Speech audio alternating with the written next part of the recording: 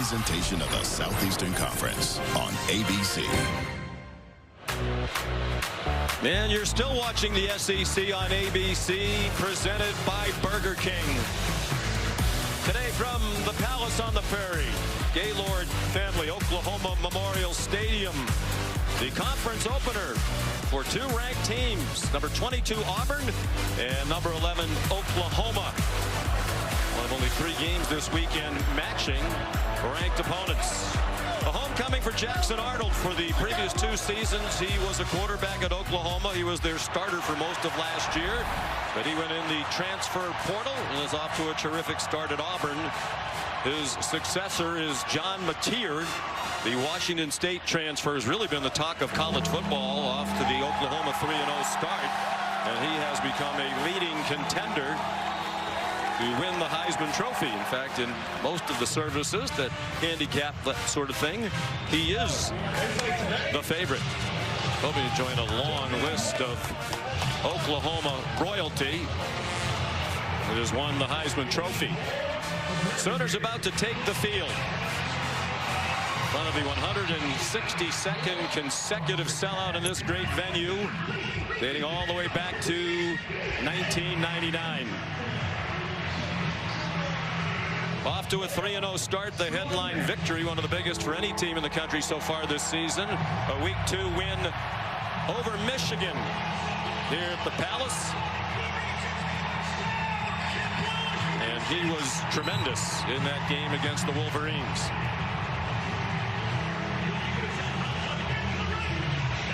Coach Brent Venables hoping his offense starts more briskly than the Sooner Schooner, having a little trouble getting out of the gates. And here it comes, one of the great traditions in college football.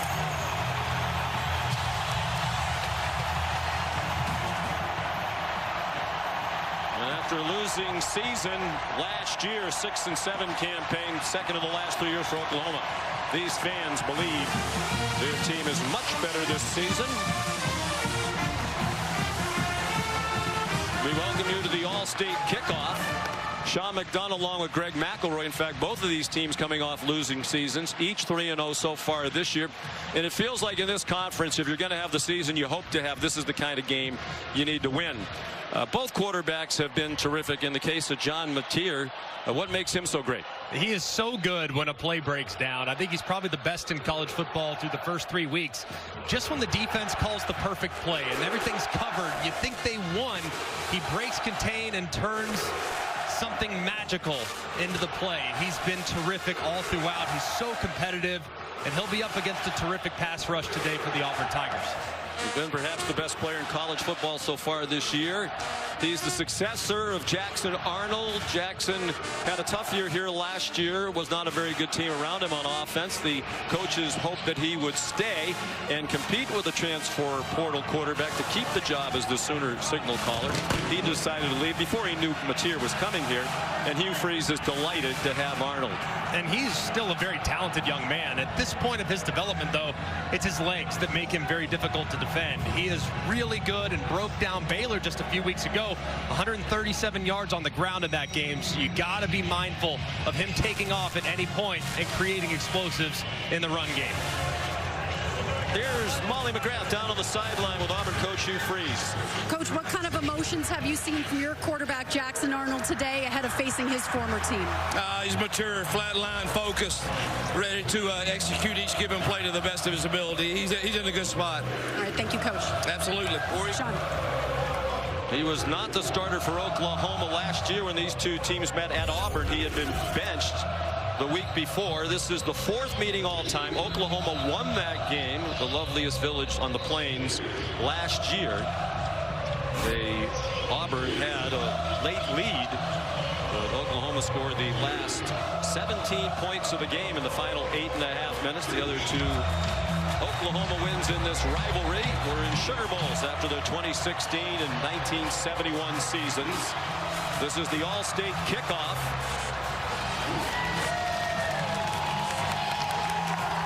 Oklahoma won the toss and deferred, so Hugh Freeze elected to receive the opening kickoff with a very dangerous Rayshawn Pleasant back deep. 3 career kickoff returns for a touchdown. 1 in their opener. Very impressive win at Baylor. That came in the 3rd quarter. He had 2 last year for Tulane. Tate Sandell kicks off. Temperature near 90 degrees. Just outside of Oklahoma City.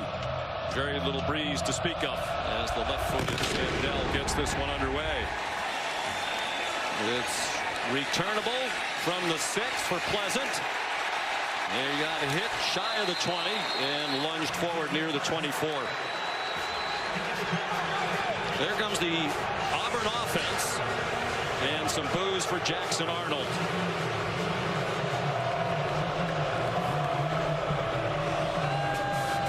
He started 10 games over the 2 years that he was here.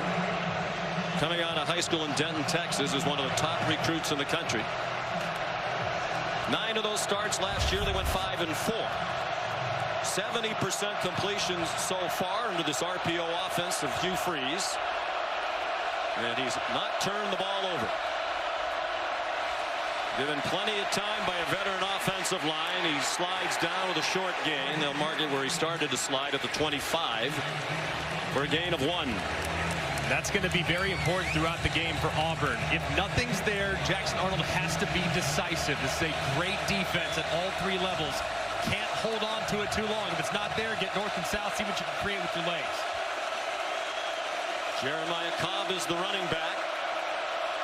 He shifts to the left hip of Arnold. Cobb stopped after a 2-yard pickup by an outstanding Oklahoma defense. They're 4th in the country in total defense through the first 3 games. 4th in scoring defense, giving up just 6.3 points per game in wins against Illinois State, Michigan, and last week at Temple.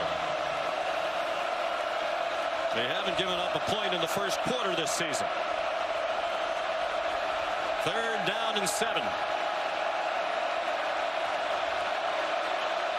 Those who used to cheer Arnold now making it very difficult for him. More than 80,000 here. Again, plenty of time. Now out of time and taken down by Taylor Wine.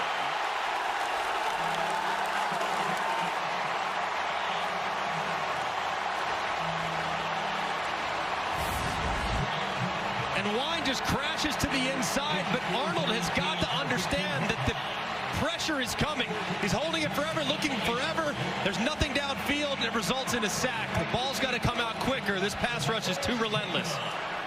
2.5 sacks on the year now for Wine. Hudson Cock punts. Isaiah Satania. There's a flag down. He's down at the 40. Tackled by Kayan Lee. So a 3 and out for Arnold. Let's find out what the penalty flag is all about from our referee Jeff Heiser, leading this Southeastern Conference crew. During the return, illegal block in the back. Receiving team number 12. 10-yard penalty. 1 minute. We're standing.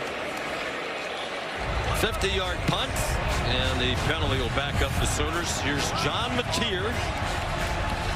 Those 944 passing yards, 3rd most by an Oklahoma quarterback through the first 3 games of a season. Surpassed only by Josh Heupel in 1999 and Baker Mayfield. Second you watch that young man, his competitiveness just jumps off the tape. Never gives up on the play, runs incredibly hard, was a 3-star prospect coming out of high school and really plays the game with the chip on his shoulder. From Little Elm, Texas, in the Dallas-Fort Worth area near Frisco, about a 3-hour drive from here. Hands it off to Torrey Blaylock, the true freshman who has emerged as their leading running back off a 100-yard game, first of his brief career in the win, 42-3 at Temple. I think Blaylock's been a tremendous surprise for offensive coordinator Ben Arbuckle. Such speed, it's been on display all throughout the first 3 games. Just 18 years old. Mateer given plenty of time and has Deion Burks open, and he has a first down out to the 43-yard line. Burke's one of those receivers Jackson Arnold wishes he had last year. Missed much of last year due to injury. Blaylock. Bobby Jamison Travis made the tackle for the Auburn front. Like Oklahoma, Auburn's played excellent defense. Big point of emphasis for defensive coordinator DJ Durkin is his front four, their defensive line, one of the strengths of their team. They have to win against an offensive line against Oklahoma that came into the season with some question marks.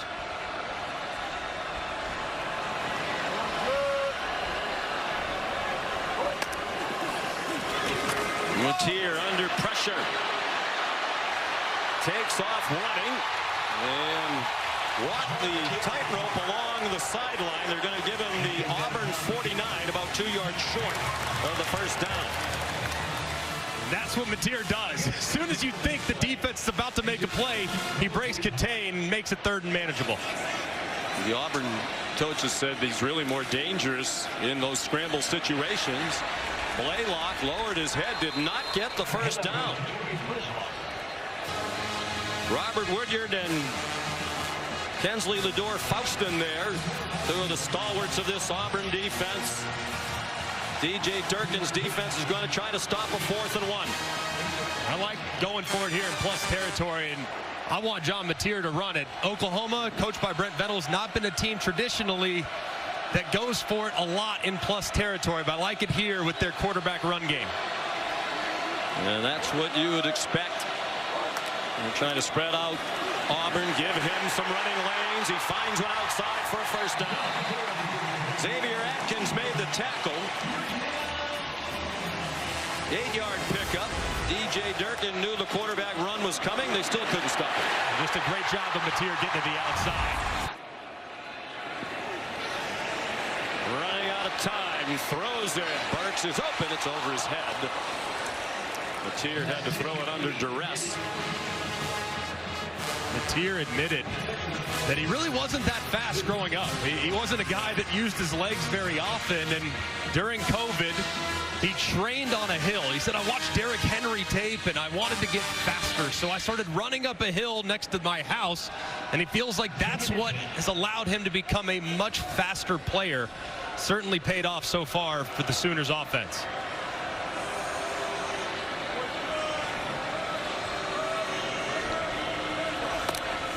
They sent Blaylock in motion, a blitz, a middle screen. Satania lost the football. Auburn has it. So far, no whistles. Matier, the only man who can stop Kayan Lee, and he does not. Touchdown, Tigers.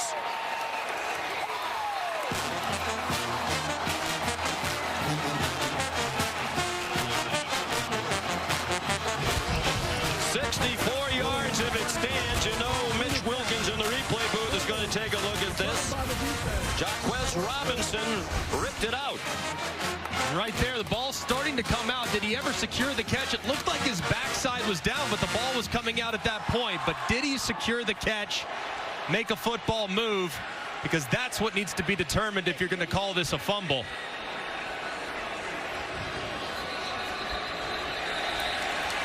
And they have stopped it.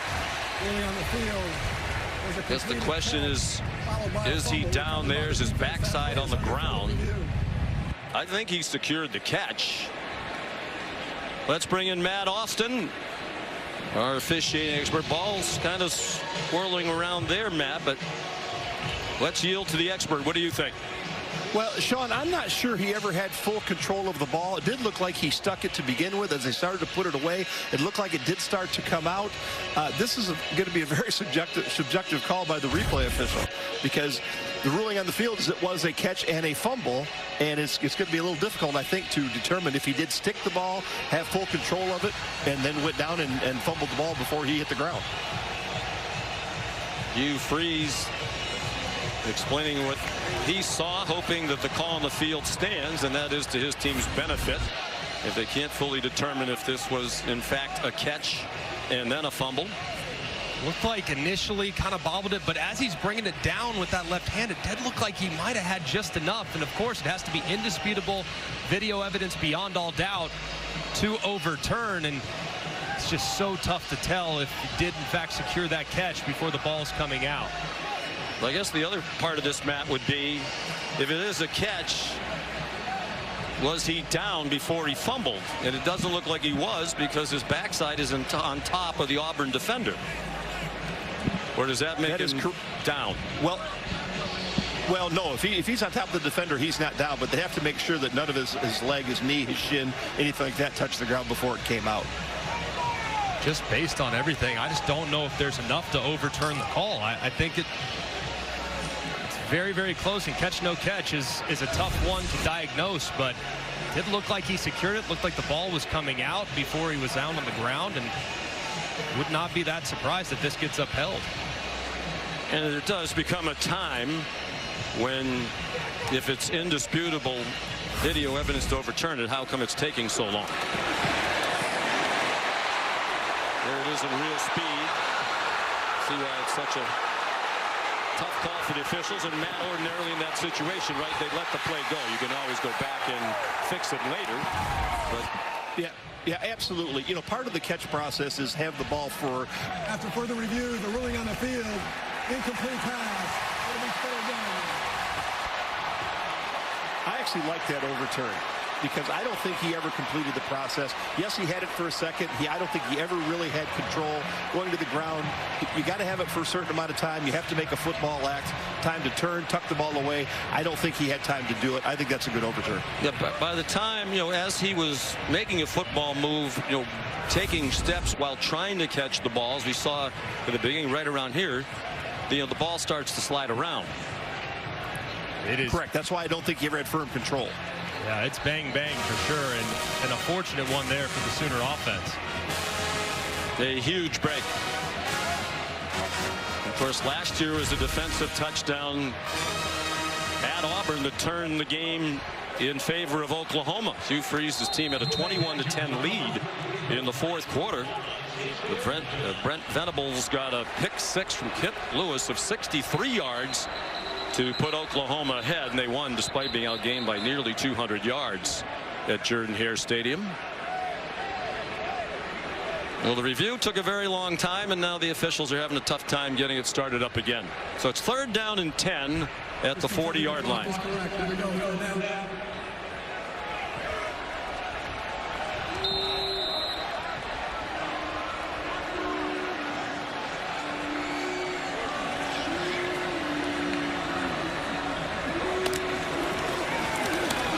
Mateer takes off from the pocket again. There are 2 flags in the secondary. It's an incomplete pass on the sideline, caught by Keontez Lewis, but he's deemed to be out of bounds. And Hugh Freeze isn't going to like this verdict either. Defense, number 14. 10-yard penalty. Automatic first down. That's Rayshon Pleasant. They're likely going to play today without one of their best corners, Jay Crawford, out due to injury. And as Burks is trying to break to the outside, Pleasant grabs the jersey, spins him around, and it's an easy call for the official.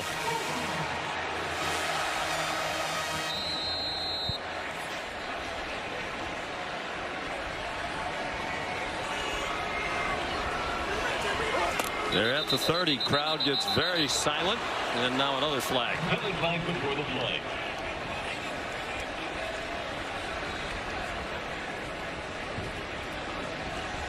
Ball start. Offense, number 77. 5-yard penalty.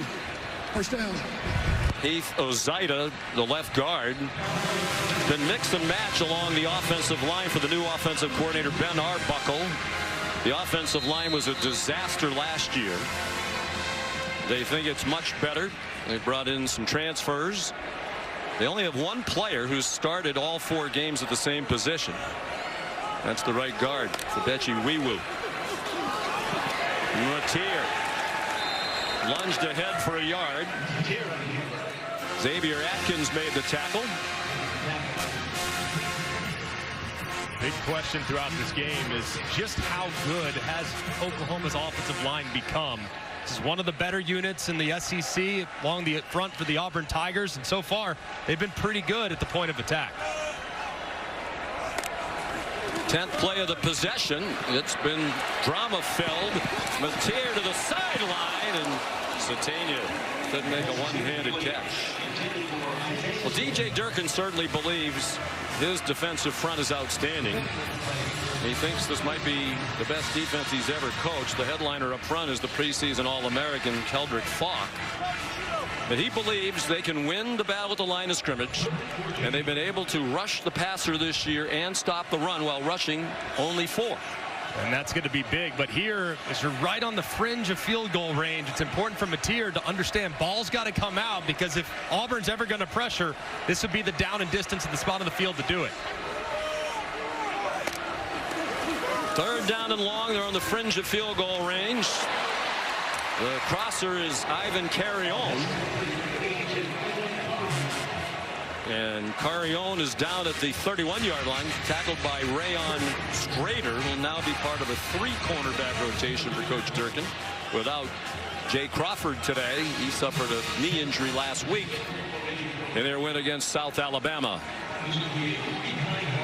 Now here's a 49-yard attempt for Tate Sandell, new field goal kicker, transfer from Texas San Antonio. Late player ran on for Oklahoma.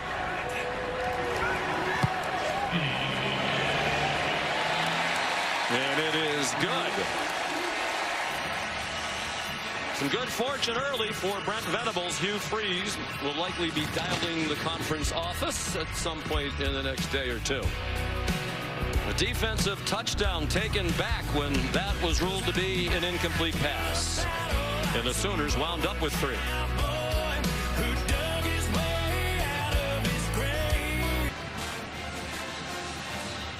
Get ready for WrestlePalooza, our first ever WWE premium live event on ESPN tonight at 7 Eastern. Featuring a couple of legends, John Cena and Brock Lesnar. Stream WrestlePalooza exclusively on the ESPN app with the ESPN Unlimited plan. Get on the ESPN app to unlock your access. I have my fellow New Englander John Cena in that one. Oh, yeah. I'm going to go Lesnar. I think Lesnar, the heel, goes and gets it done tonight in Indy. Well, now that gambling is allowed, I guess we could put a friendly wager over that. That's fine. I'll buy you. How about a new suit? Yeah, I need it. Tate Sandell sent it down to the 5. Here's Rayshawn Pleasant. Flags everywhere. It has been a flag fest through the first 6.5 minutes.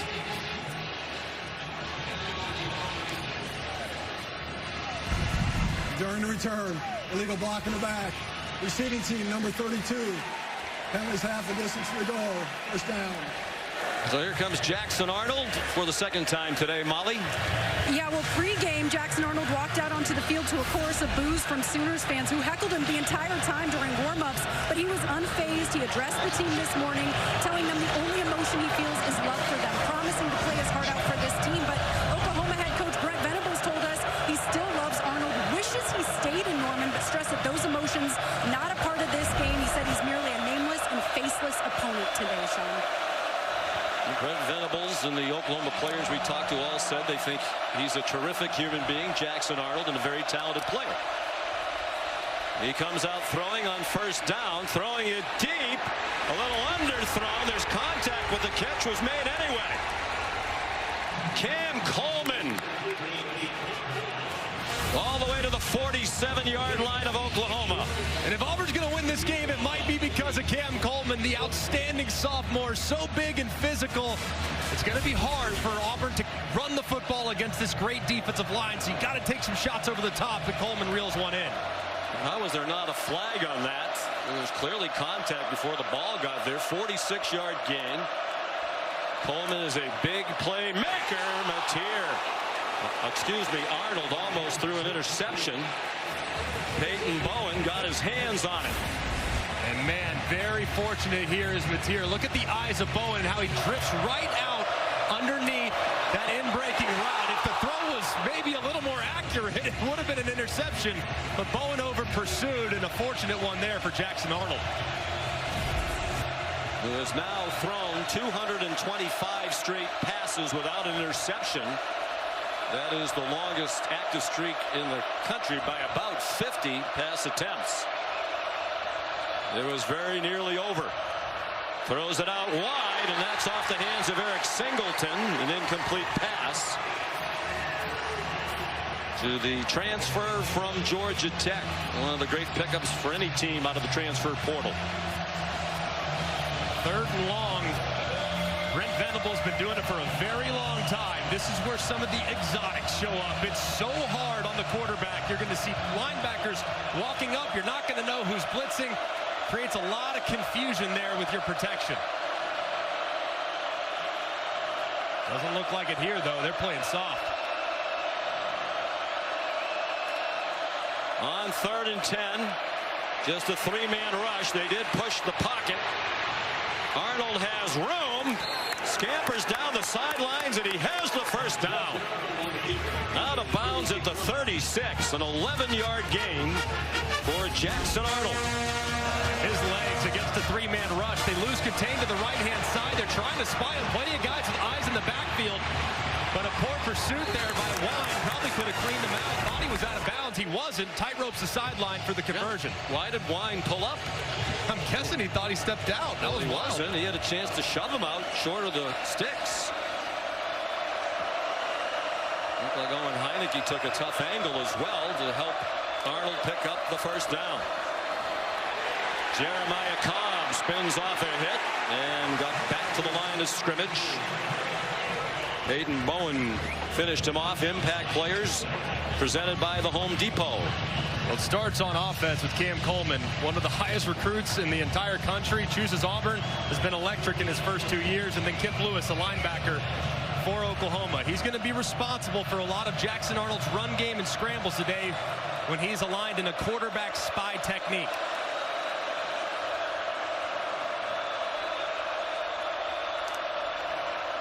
Sixth play of the drive. Arnold given a clean pocket on target. First down and more for Malcolm Simmons. Finally spun down near the 20 by Robert Spears-Jennings, a safety. With 15 more, and now a late flag thrown at the end of the play.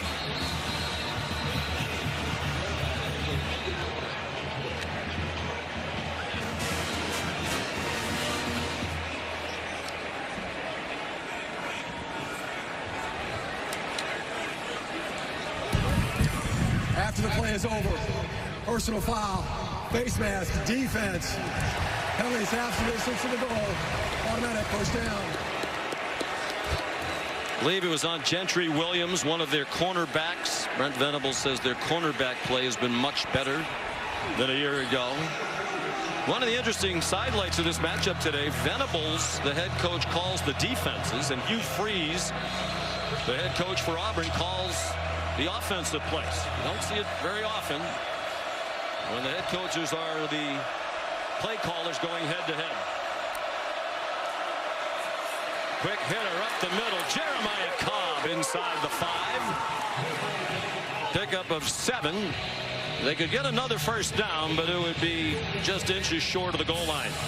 This is a very impressive answer from Auburn on this drive. Just to put things in perspective, how good Oklahoma's been defensively these first few weeks. This is the deepest penetration any offense has made. Prior to this, the deepest anyone's been in Oklahoma territory was the +13. So Auburn cooking against a great defense. And both teams like quarterback run at this part of the field. Arnold trying to get outside. Oklahoma knew that was coming. He's dropped at the 5 by Kendall Daniels. They are playing the first half without their outstanding end, Mason Thomas, ejected for targeting the second half last week. One thing that Auburn will try to do, too, is try to invite that run game, but they love RPOs.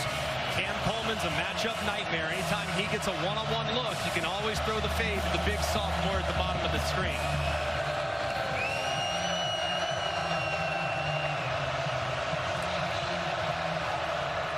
Auburn was dreadful in the red zone last year. They've been perfect this season.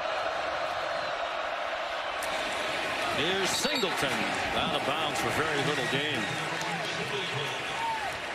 Matter of fact, no gain on the play. And the field goal unit will come on for Hugh Freeze. A good answering drive to get some points, but some confusion on first down, not timing up the snap, not timing up the snap there on third down. Some opportunities missed there for the Auburn offense.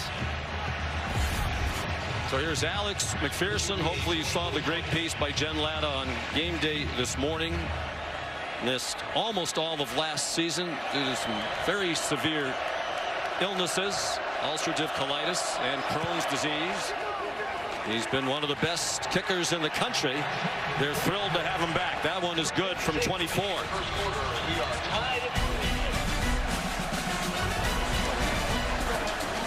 3-3 tie. Just under 4 minutes to go in the opening quarter.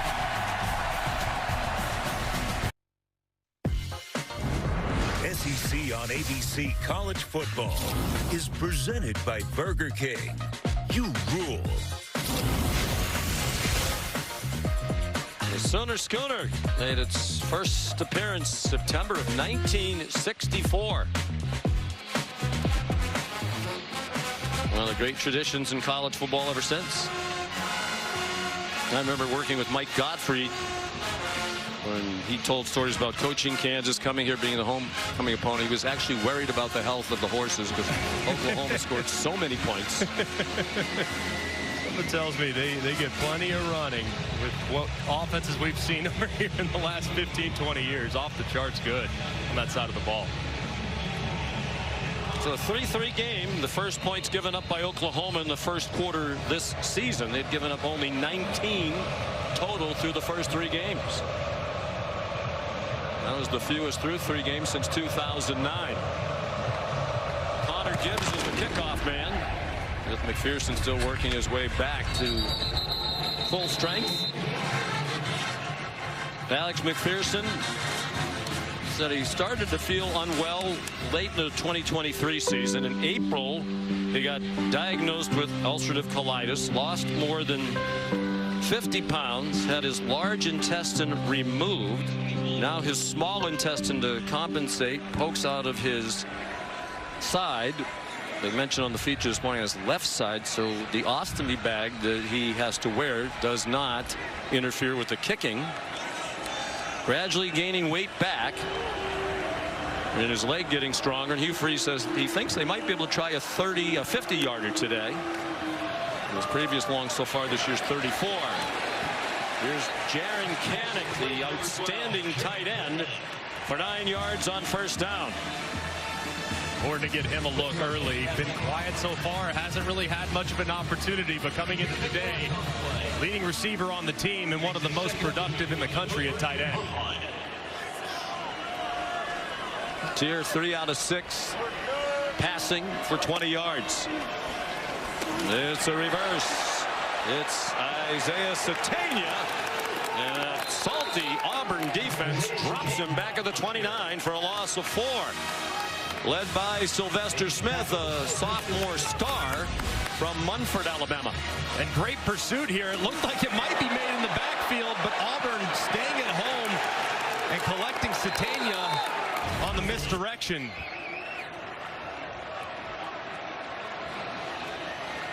It's a very deep team. DJ Durkin told us yesterday they've had 26 players play significant snaps through the first 3 games. And they're there to belt down Mateer again for no gain. Atkins there for Coach Durkin. The big question in this game was, how would Auburn's secondary hold up against an electric group of wide receivers? And so far, they've held up very, very well. They did have the holding penalty that gave them the first down, but for the most part, the coverage has been sticky, and Mateer hasn't had many answers. So Grayson Miller will punt. He was the backup when the season started behind Jacob Ulrich, but Ulrich suffered an injury. Miller got the chance, and he's been terrific, averaging 49 yards per punt in the last 2 games. A low line drive caught by Malcolm Simmons, and he's taken across the boundary at the 27-yard line. 47-yard punt, a return of 3. 2 undefeated teams in the SEC opener on ABC.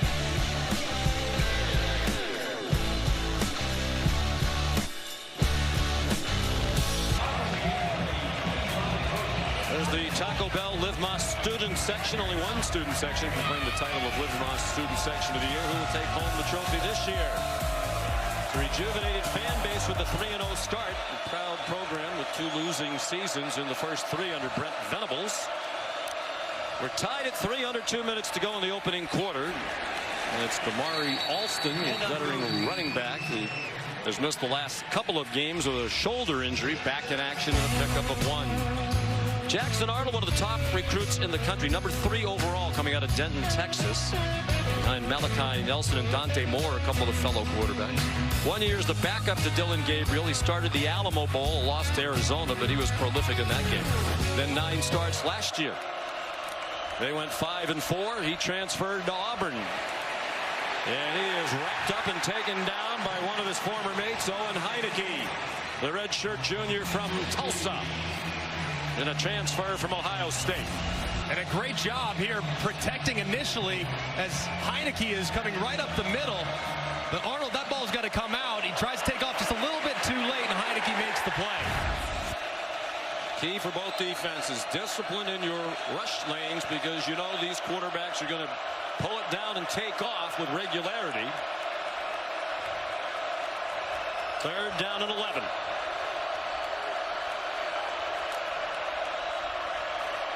Arnold, plenty of time, airing it out as a man open. It's a yard too long. Intended for Cam Coleman again. Hugh Freeze said we're going to take some deep shots, knowing that it's hard to do against an Oklahoma team that frequently will put pressure on the QB. And it looked like a little stutter go, slips inside, stopped running there for a second. If he maybe stays at full speed the whole time, maybe he runs under it, but a big missed opportunity there for Auburn's offense. So being a quarterback, you would blame that one always on the wide receiver. Of course, if I can. You got to try. Keep running. Hudson Cock is the punter. End over end. Isaiah Satania, a fair catch inside the 30. 48-yard punt. After we're finished here, a Sunshine State showdown right here on ABC. Number 4, Miami. What a great scene this morning. Game day on their campus in Coral Gables. They'll be a little north of the campus to host Florida. Trying to right the ship after a 1-2 start. That's tonight at 7:30 Eastern. Final half minute of the first quarter. Sean McDonough with Greg McElroy and Molly McGrath. Two defenses that have played very well coming in, and they've ruled the day so far. Torrey Blaylock taken down after a 7-yard gain. Xavier Atkins in there again. We asked Ben Arbuckle, when did you know Torrey Blaylock was special? He said about the 3rd practice of spring when he went 60 on our defense, and his speed has been on display throughout these first 3 games. One of the things coaches often worry about with freshman running backs is pass protection. But Arbuckle also said early in one of their practices, Kip Lewis came on a blitz and Blaylock stoned him. That's when they knew they had a complete player who was ready to go. Dion Burke stopped short of the first down, tripped up by Rayshon Pleasant on what will be the last play of the first quarter. Tied at 3. ESPN's presentation of college football on ABC will return after this message and a word from our ABC stations.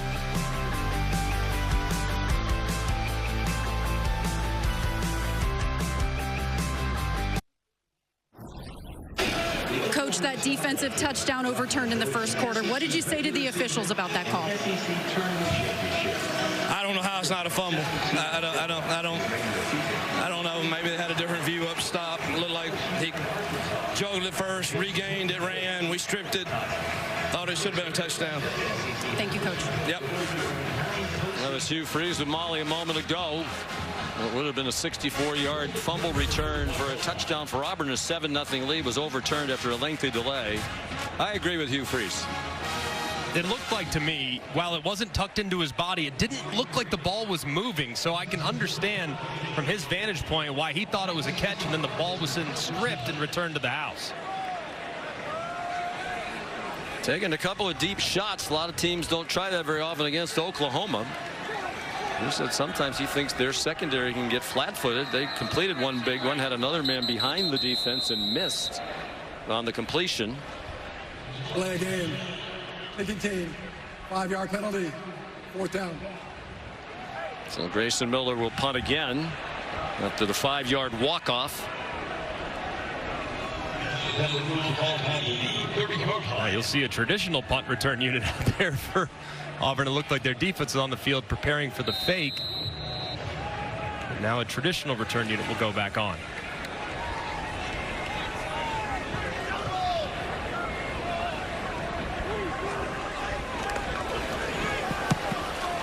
Grayson Miller, my goodness, a bomb, and Malcolm Simmons elected to field it inside the 5. It's an epidemic of punt fielding inside the 5 around college football. It's never really been a good idea. Jaden Hardy dropped him at the 3, a 69-yard punt. Just a massive mistake from Simmons, who just, for whatever reason, just lost track of where he was on the field, tracked it all the way into the end zone, and just an enormous moment for Oklahoma. By far the longest punt of his career for Miller. Previous long was 59 in his debut against Michigan. The transfer from Central Oklahoma. So Jackson Arnold. And the Auburn Tigers backed up to the 3-yard line. They come out with a play action pass and another long one and another open receiver and a catch. Cam Coleman with Cortland Guillory in coverage, a true freshman, good for a 40-yard gain. That's twice now, backed up with Arnold in his own end zone. They take a shot to Coleman in one-on-one, who makes a great play on the ball, securing it and reeling it in after the big completion. A little bit of Olympus. He comes off. Caught 37 balls as a freshman last year. Really came on late in the season. It's a deep and talented receiver group. Ole Miss had some terrific receiver rooms when Hugh Freeze was the head coach there. He's not ready to compare this bunch, but he says there's a chance they could be as good. They're not reluctant to throw the bombs today, and that's out of bounds, intended for Horatio Fields with Guillory in coverage again. We know that this is a very aggressive Oklahoma defense, and the way to soften them up, a little double move, a little stutter go. Perfect timing. Threatens the toes of the defender Guillory, the freshman, and Coleman goes right behind him for a big play, and they try to go back to the well with the exact same play right after it. Not much success with downfield throwing. Last year, again, lots of injuries to the wide receiver group. Ball start. Offense. Number 76. Under a penalty. Nason Murphy, the right tackle, a transfer from USC, and really a dreadful offensive line that Jackson Arnold had to play behind at Oklahoma here last year. Yeah, and that's kind of been the question here these first few weeks. He's been very efficient on the underneath. He's done a great job running the ball. We know that, especially on scrambles. But the deep downfield passing attack has yet to really come on. And so far today, it's been much improved.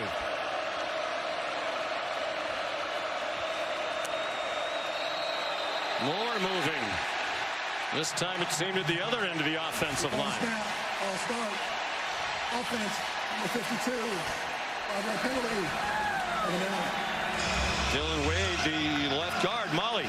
And that downfield passing attack is what coaches are talking to Jackson Arnold about in the bench area. Coaches intently watching the iPad with him, oftentimes pointing out receivers who are open downfield, encouraging Arnold to go through all of his progressions and air it out downfield. And multiple receivers, including Cam Coleman, going up to Jackson Arnold saying, we have your back. You can feel that support from him here on the sideline.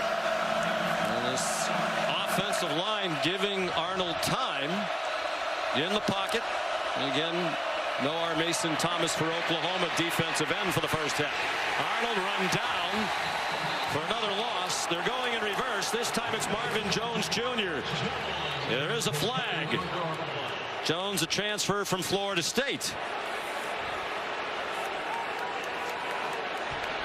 Did he grab the horse collar here? Personal foul. Horse collar. Defense, number 97. 15-yard penalty. First down. Wow. Now, what a break.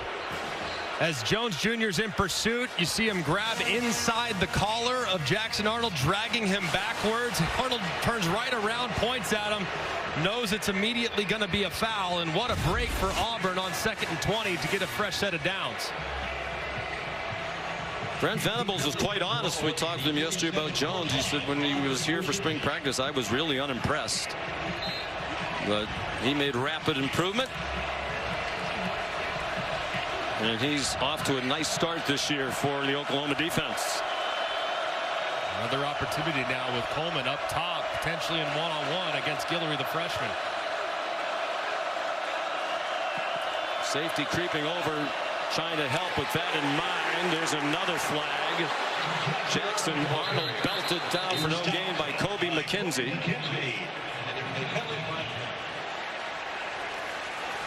Holding. Offense, number 77. 1-yard penalty. First down. Well, they're all taking their turns getting a penalty. That's the third different offensive lineman on this possession. Jeremiah Wright, the right guard. And you'll see as he works across, he just throws the linebacker on the ground, and that's what results in the flag.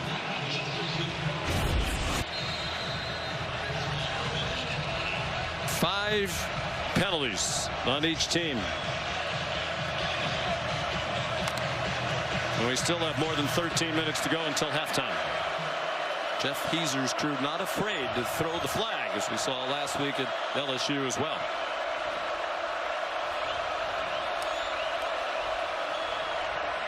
Arnold sacked back inside the 30. David Stone, the defensive tackle, for a 9-yard loss. And picking on Jeremiah Wright again. Watch Stone loop right around as his nose tackle crosses face.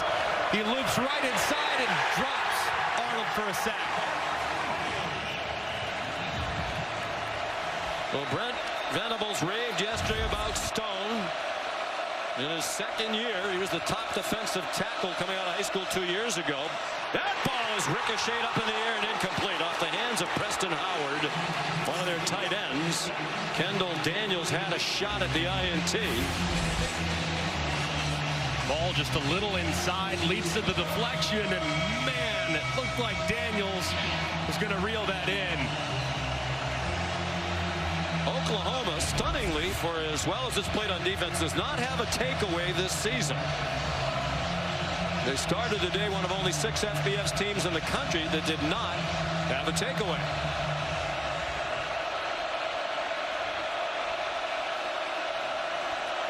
Third down, 28.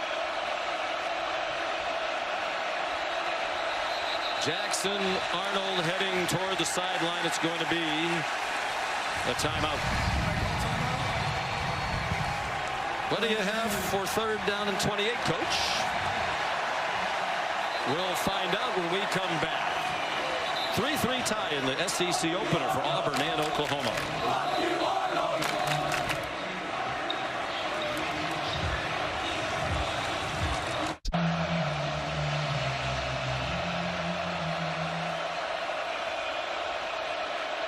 Well, there apparently was not a timeout. They did stop the play for some reason, let the teams go to the sideline, but they came quickly back out. And on fourth down, Damari Alston was tackled by Marvin Jones Jr. Apparently they assessed the delay of game penalty rather than grant the timeout. Yeah, on the 3rd and 28, what's the difference between 3rd and 28 and 3rd and 33? You might as well save that timeout. But either way, just a miserable moment there for Auburn going backwards with the penalties. Hudson Cock running for his life, and he's tripped down. Looked like his knee was down, and they're going to whistle him down back at the 12-yard line.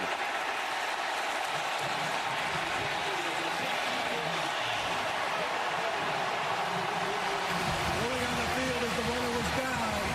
Turnover, first down. It looked like it was a bad snap from Reed Hughes, the long snapper, number 44. It looks low and away. You kick it. You could, I don't know what stopped Cock from just kicking it with the left leg or something. getting anything out of it. He tried to make a guy miss, and that's just not a winning recipe. Just catastrophic mistakes from Auburn that last few plays. It wasn't a great snap, but it looked like he had time to just get it off. Michael Boganowski made the tackle. So a huge special teams miscue.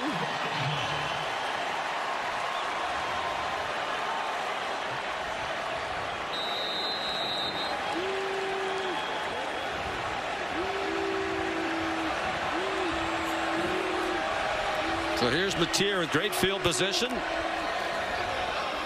Fake the toss, trying to find room. Flags thrown. Stop us if you've heard that before today. Xavier Atkins, another tackle. Offense, number 77. 10-yard penalty. First down. Heath Bozaida, a redshirt sophomore from Snoqualmie, Washington. These offenses just can't get out of their own way right now, and Ben Arbuckle constantly playing behind the sticks against a defense that's done a pretty good job up front so far. Arbuckle's quickly become one of the rising stars in coaching. He was the offensive coordinator at Washington State for the past couple of years. Had the good fortune of Cam Ward and John Mateer as his starting quarterbacks there. Neither offense prospering at the moment. Blaylock swung down by Bobby Jamison Travis. The way these offenses are going, maybe you kick the field goal before you get out of field goal range. But Arbuckle came first, hired by Brent Venables. And then shortly thereafter, Mateer followed. Mateer has a wide open receiver. Touchdown, Isaiah Satania. Busted coverage for Auburn. And a 24-yard score for Satania.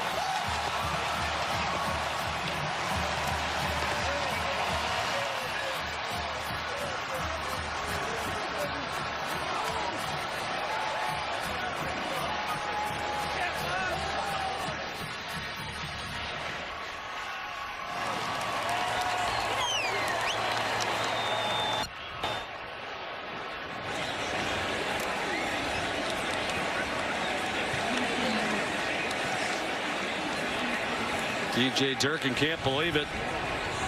Mateer took advantage of it.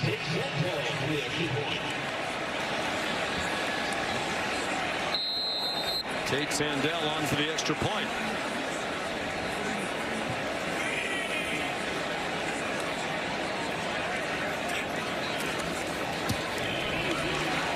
It's 10-3. Isaiah Satania, one of the reasons their receiving corps has improved. Transfer from Arkansas, has his first touchdown as a Sooner.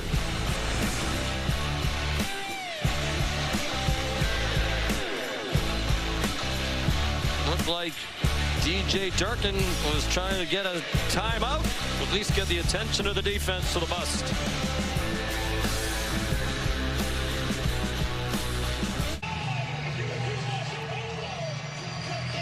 And a crazy moment a second ago. Here is Satania, who looks like he's walking off the field from the previous play. They decide as soon as he walks off to try to snap it, catch him off guard. Auburn never sees him. Well, let's bring in Matt Austin. Matt, tell us about that situation. Yeah, I wish I could see the player all the way to the sideline, but I can't. But you cannot use the substitution process to deceive your opponent. If that's what they were trying to do, that's an unsportsmanlike conduct penalty. It should be 15 yards and no touchdown. Perhaps that's what Hugh Freeze was screaming at Jeff Heeser about. And I guess that's tough to tell, right? Perhaps, hey, Satania, just we want you to stay back out there. Maybe it wasn't intended to deceive, but sure looked like it. Certainly did, especially as he was walking so gingerly to the sideline. So I guess, Matt, the other question would be, how do you determine the intent in that situation? Well, from the body language of him walking off, I agree with Greg. I didn't see where he lined up. I don't know if he was on the line of scrimmage or just a yard back. If he was like 5 yards back in the backfield, that adds to that he's trying to deceive the opponents. We should also add there's an official right there on that sideline who might have heard if the Oklahoma coaches were yelling at him to stay on the field. Not sure if that factors in.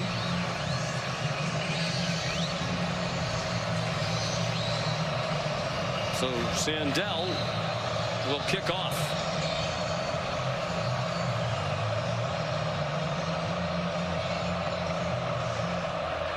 And Rayshon Pleasant back deep. Yeah, it's a touchback, and here's Kevin. Afternoon, Sean. All right, Kevin, thank you. Auburn struggling lately on offense and in special teams. They've had some good moments with Jackson Arnold in their offense, but just 3 points on the board. Immediate pressure. He bounced off one hit, and then he got flattened for a 2-yard loss by Jaden Jackson.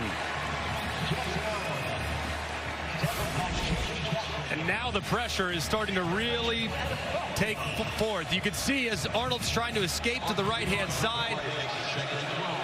Nothing there as they're down there to drag him down again. Arnold, a little antsy now. Pulls it down and scurries out of bounds. What was once his sideline for a 3-yard gain.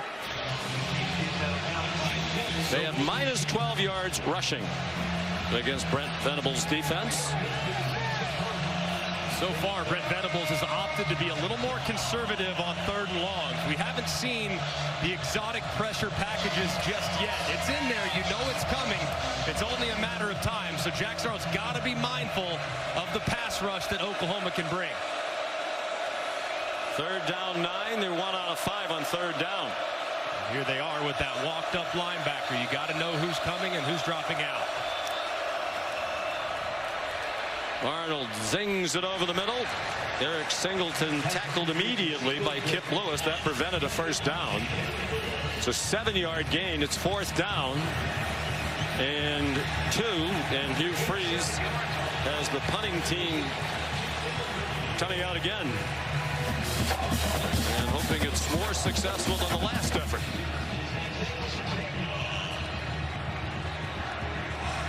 Hudson Cock is from Australia. No problem with that snap. Satania, fair catch near the 19-yard line. 48-yard punt. 10-3 Oklahoma. Under 9 minutes to go in the first half in Norman.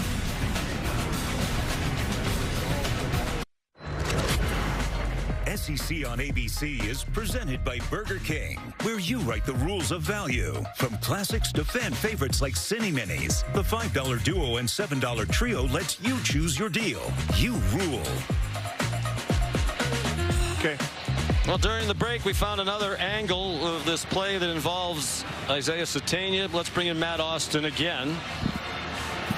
Yeah, the way the receiver's walking to the sideline, his body language says, I'm going off the field.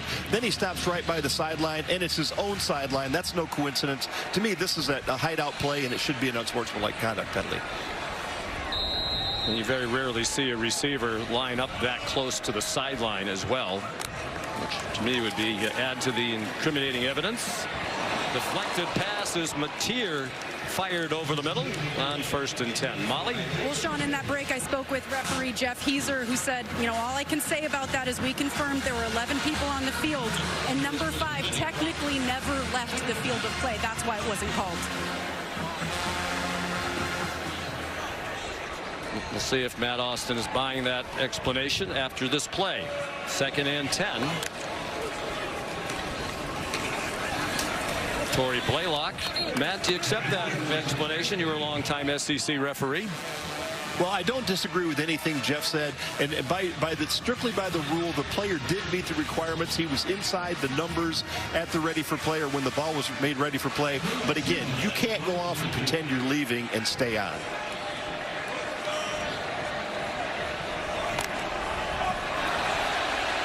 On 3rd down, Mateer, open receiver. And a great catch by Satania to hang on to it after he got belted by Rayon Strader. Offside. Defense. Results of the play. 1st down. A great job by Mateer, knowing he had a free play as well. Take a shot downfield. My goodness, did Strader deliver a blow? How about Satania hanging on to it?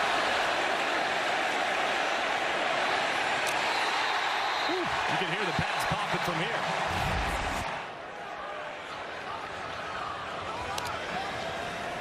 $29-yard gain. The tier play action. Another open receiver. Another first down.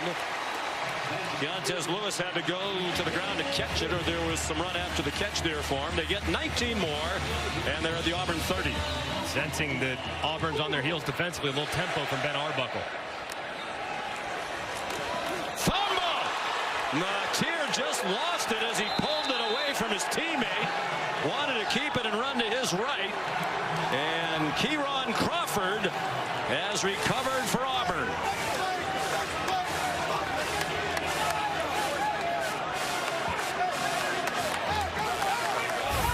What a huge mistake here. It looked like he was going to hand it off, and Crawford plays it well, keeps his shoulders square, and Mateer puts it on the deck.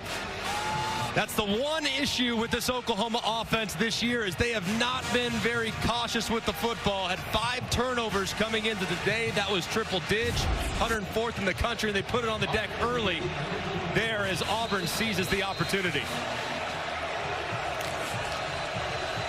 Kieron Crawford, the recovery.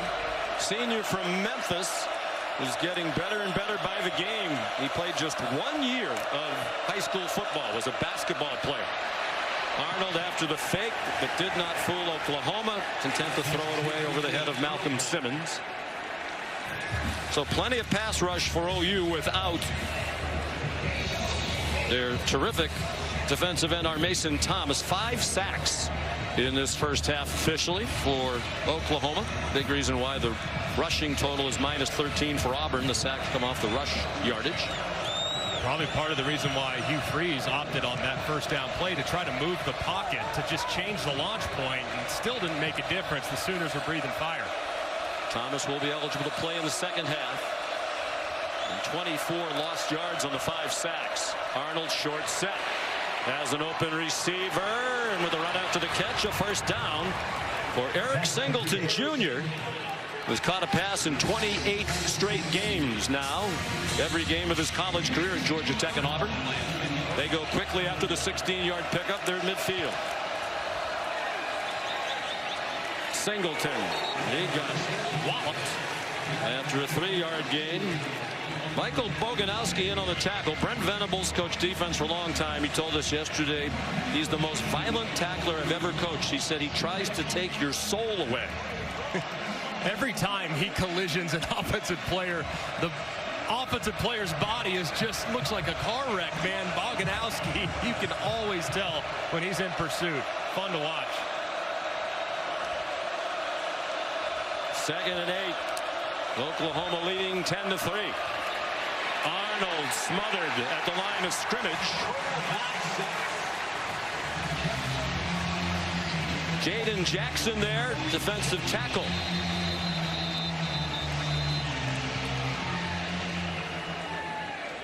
And Connor Lew, the center, is slow to get up. Those veterans on the offensive line. He's making his 22nd straight start.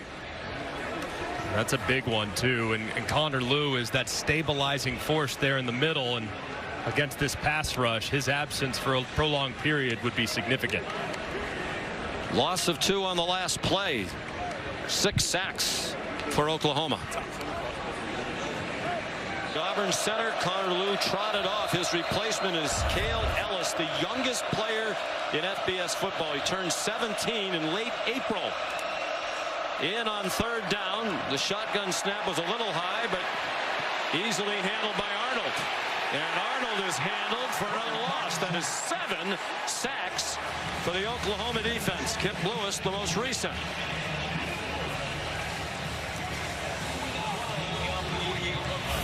And a big missed opportunity here for Jackson Arnold. You're going to see number 4, Malcolm Simmons. They're trying to double inside. He goes right out over the top. He's got to step on the defense. Arnold never sees him, and that would have been a huge play had his eyes been on the slot receiver at the bottom.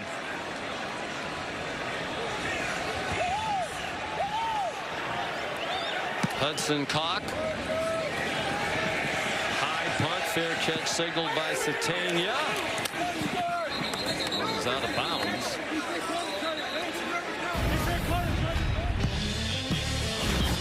Some missed opportunities for Auburn. This you thought was going to be a fumble return to the house. Then Satania walking off to the sideline.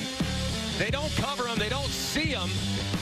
Results in a very easy touchdown pass for John Mateer. Just some big moments that have been missed by the Tigers. Well, the fumble return wasn't really their miscue. They got a fumble. They returned it. It was called back. Hugh Freeze, I think, still very upset. We talked to Matt Austin during the last break, and he read to us the rule about trying to confuse the opposition with the substitution. Here's Javante Barnes on first down. And after he read us the rule, it's clear it should have been penalized. Matt said it's a very hard thing for the officials to call, and they'll feel terrible that they didn't get it right, in his opinion. But it should have been flagged. It's just a big miss, and one that could have completely flipped the game. So 2 plays involving the officials. You never like to leave it up to those guys. It could have very much impacted the outcome and where we're at here, 5 minutes left in the second. In a very stagnant offense, their touchdown came on the short field after the miscue on that punt that you just saw. Mateer forced to throw it away with Keldrick Falk closing in. John Mateer, after the successes with Ben Arbuckle through the first 3 games, has emerged as the leading Heisman Trophy contender, but a long way to go. And he's going to play a lot of stout defenses as they begin conference play. All 8 SEC opponents, starting with Auburn today for Oklahoma, are ranked in one poll or the other. 7 of the 8 are in the AP poll.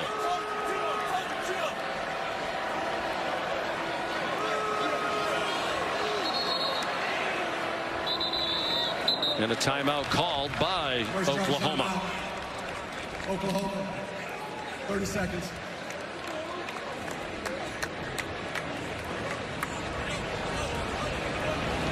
So it's time for the Aflac trivia question.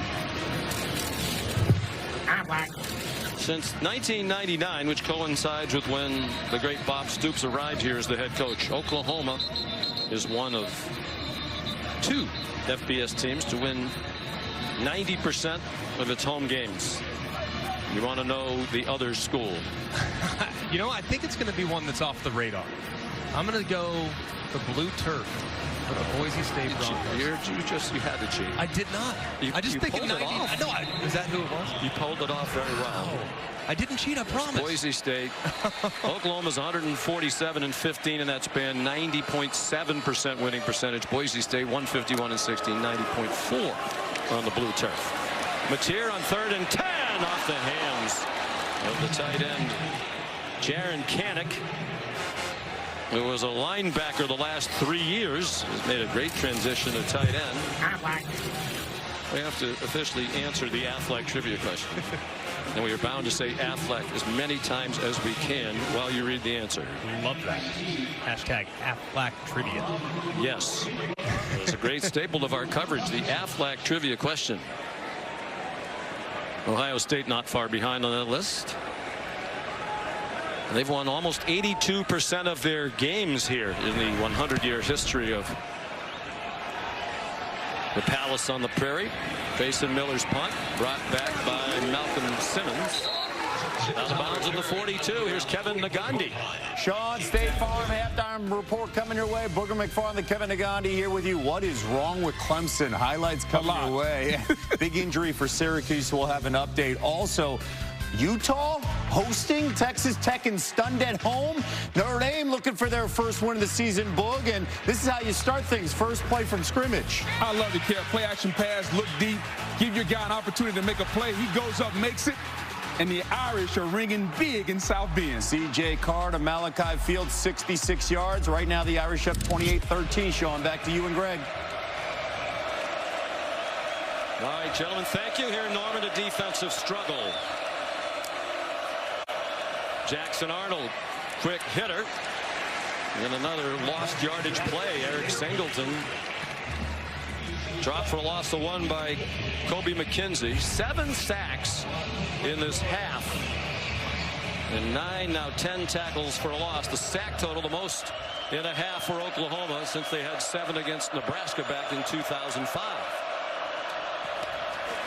Arnold, open receiver, first down. Singleton to the 43 of OU. An 18-yard pickup. Peyton Bowen made the tackle. He was a high school teammate of Jackson Arnold at Geyer in Denton, Texas. That was a much more decisive throw there from Jackson Arnold. Got it out on time, beat the pressure, and found a completion. 9 out of 15 for 143.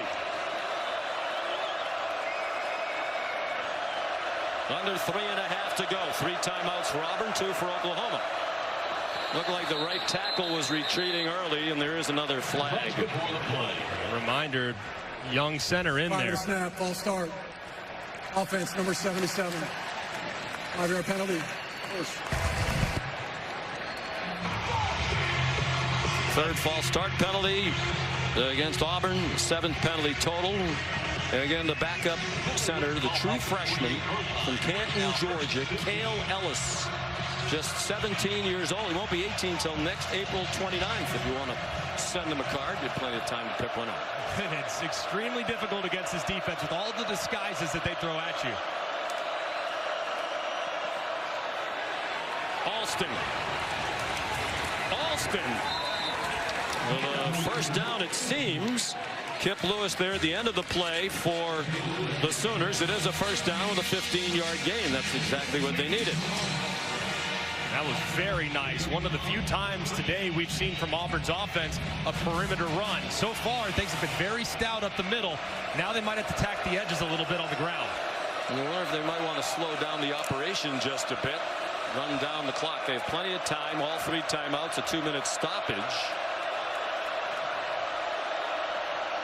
And they are running the play clock down. 2-5. Arnold throws back over the middle.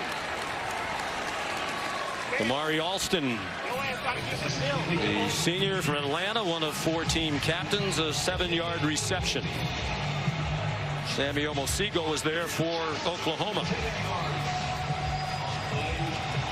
Omosigo raved about Jackson Arnold when we spoke to them yesterday. They remain very close friends, FaceTime all the time, trying to beat his former quarterback today. 2-minute timeout, Oklahoma and Auburn. Sooners up 10-3. You're watching the SEC on ABC, presented by Burger King.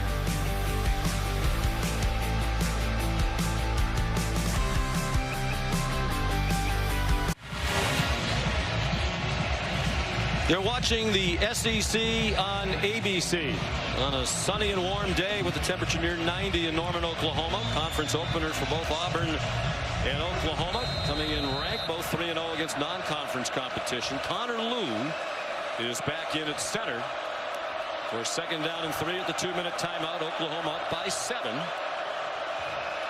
With the Tigers driving. Oklahoma showing max blitz, so Auburn getting to a blitz beater here. And they tried to bring that blitz. It's out wide. Singleton stays on his feet and got to the 15-yard line. Sammy Omosigo made the tackle. It's an 11-yard pickup. Great balance by Singleton after Gentry Williams couldn't get him on the ground. And a great check there from Jackson Arnold. Seeing the pressure all out, you have a menu of options to go to when you see that cover 0 max blitz. They go to a screen. Singleton breaks a tackle and gives them a fresh set of downs. Arnold's 11 out of 17 for 160. In his return to Oklahoma, they bring a blitz from his left. And Alston off tackle to the right. Stacked up for a minimal gain. Marvin Jones Jr. on Heineke on the stop and a timeout call. Oklahoma. Please reset the game clock. 1 minute, 22 seconds. So 1:22 to go. It's Oklahoma that wants to save some time and a chance to get the ball back for their sputtering offense. Neither one of these offenses has done much. And Greg, we talked to Hugh Freeze yesterday. He said he thinks their offensive line is better. It's experienced, one of the most experienced in the country. But they've given up 7 sacks. Oklahoma's record for sacks in a game is 9. They did that without our Mason Thomas so far today. And they've had 4 penalties on the offensive line. So that group is really struggling. Yeah, they've had their hands full. And I think you got to give some credit to Oklahoma's defensive line, too, because as soon as Jackson Arnold starts to scan the field and take off, they're there to rally. They're not over-rushing the quarterback, which is showing discipline along the front. But ball's got to come out of Jackson Arnold's hands faster. He's got to be more decisive, or else more sacks are going to come. Brent Venable said we have plenty of talent without Thomas, and that's demonstrated to be true. Another all-out blitz look from Oklahoma. Last time they went to the screen, now they maybe check to a one-on-one corner route to the top. Single coverage to his left. They throw it in that direction toward the pylon. Lots of contact and flags thrown. Cam Coleman taken down by the freshman Cortland Guillory out of Klein Oak in Houston. Right, there's a flag also in the backfield too, so it could be 2 on Oklahoma here with the way they hit Arnold on the release. No question about the penalty on Guillory. There are 2 fouls, both on the defense. Personal foul, roughing the passer, defense. That penalty's declined. Pass interference, defense number 4. The penalty took place in the end zone. The ball be placed on the 2-yard line. First down. There's the hit. Very, very careful there as Powers jumps. That's a launch. You got to be careful. That sometimes, had the contact been a little cleaner, could have been a targeting. So got to be smarter when rushing the quarterback on an all-out pressure. So first and goal. They scored every time in the red zone this season, 10 for 10 with the field goal. After they were awful in the red zone last year, worse in the SEC, 78% scoring percentage, including touchdowns and field goals. Malcolm Simmons, the motion man. Damari Alston. Tough run to get just across the line of scrimmage. And another timeout call.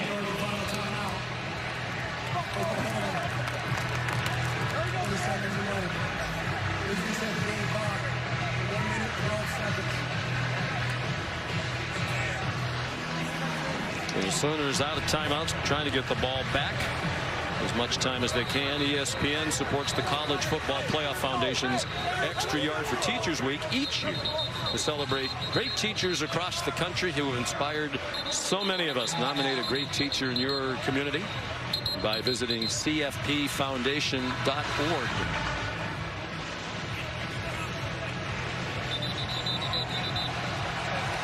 So second and goal. The ball just inside the 3. And on second down, if you want to throw it as an offense, this will be the down where you likely do it. So be careful if you're Oklahoma defensively. For a little play action, they might try to sneak one of those tight ends out in the flat. So mindful of your coverage responsibilities in your eyes. They have 3 tight ends on the field. Alston is the running back. Only 3 carries today for Cobb, their leading rusher. Fake to Alston. Single coverage. They go after the freshman again. Touchdown, Cam Coleman.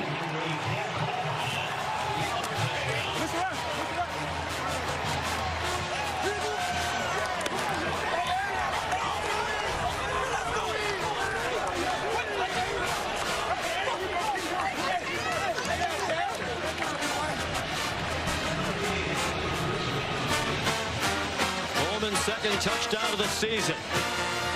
The 10th of his brief career. Sophomore from Phoenix City, Alabama. And Alex McPherson trying to tie it.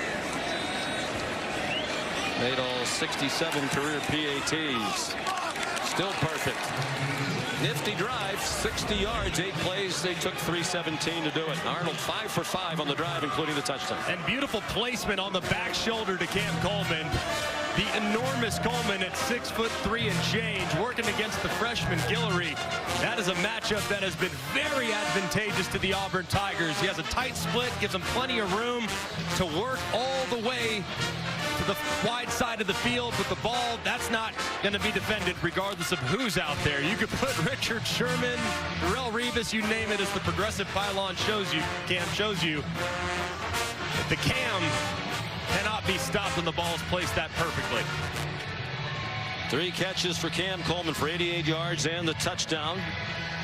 And they've gone after Guillory a few times. Derek Nix, the offensive coordinator's in the booth offering advice to Hugh Freeze, who calls the plays. So they're tied at 10, Greg, in a half where it feels like so many things went wrong for Auburn. They thought they scored a defensive touchdown. It got called back on a questionable review. Oklahoma's touchdown came on a play that really could have been flagged against the offense. They had the miscue on the punt, and yet they're tied at 10.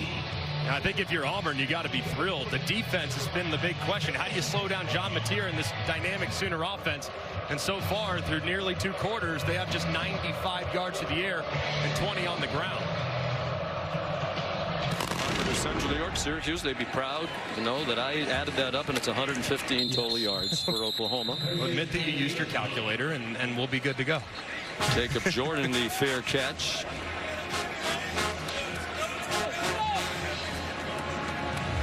Big part of this too, and just the amount of time that Arbuckle and Mateer have spent together. They obviously trust their young quarterback so much, but how much do you want to put on his shoulders here? You've had some troubles hanging onto the football, and a turnover here giving some points to Auburn for the half would be catastrophic. So you got to be smart if you're John Mateer. Maybe a conservative play to get it started, see if you can pop one, get better field position, and then get more aggressive. It is a short throw to Satania, down with a 9-yard gain. They don't have any timeouts. The clock will go under a minute. Blake Woodby, a true freshman cornerback of St. Francis Academy in Baltimore, made the play for Auburn. Part of that depth. Mateer forced a retreat, throws it up for grabs. It's caught but out of bounds by Keontez Lewis. They wanted a holding call on the Sooner sideline and among the 80,000 in the seats. A lot of contact there, and it was a great effort from Lewis, but just couldn't quite corral it with that left foot extended to try to stay in bounds. Rayshawn Pleasant there. Again, they're playing without Jake Crawford, their best corner. The field was an incomplete pass. That pass under further review. They're going to review it. Unless we miss something, this looked to be about as clear-cut a no catch as you can, because he doesn't have possession there, and now it comes to, I mean, what are we doing?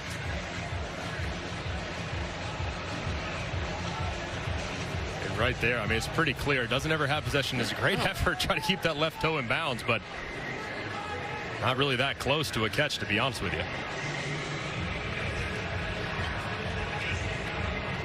I would bring in Matt Austin, but he might have laryngitis by now, and we pay him by the appearance. We're over budget. The ruling on the field is upheld.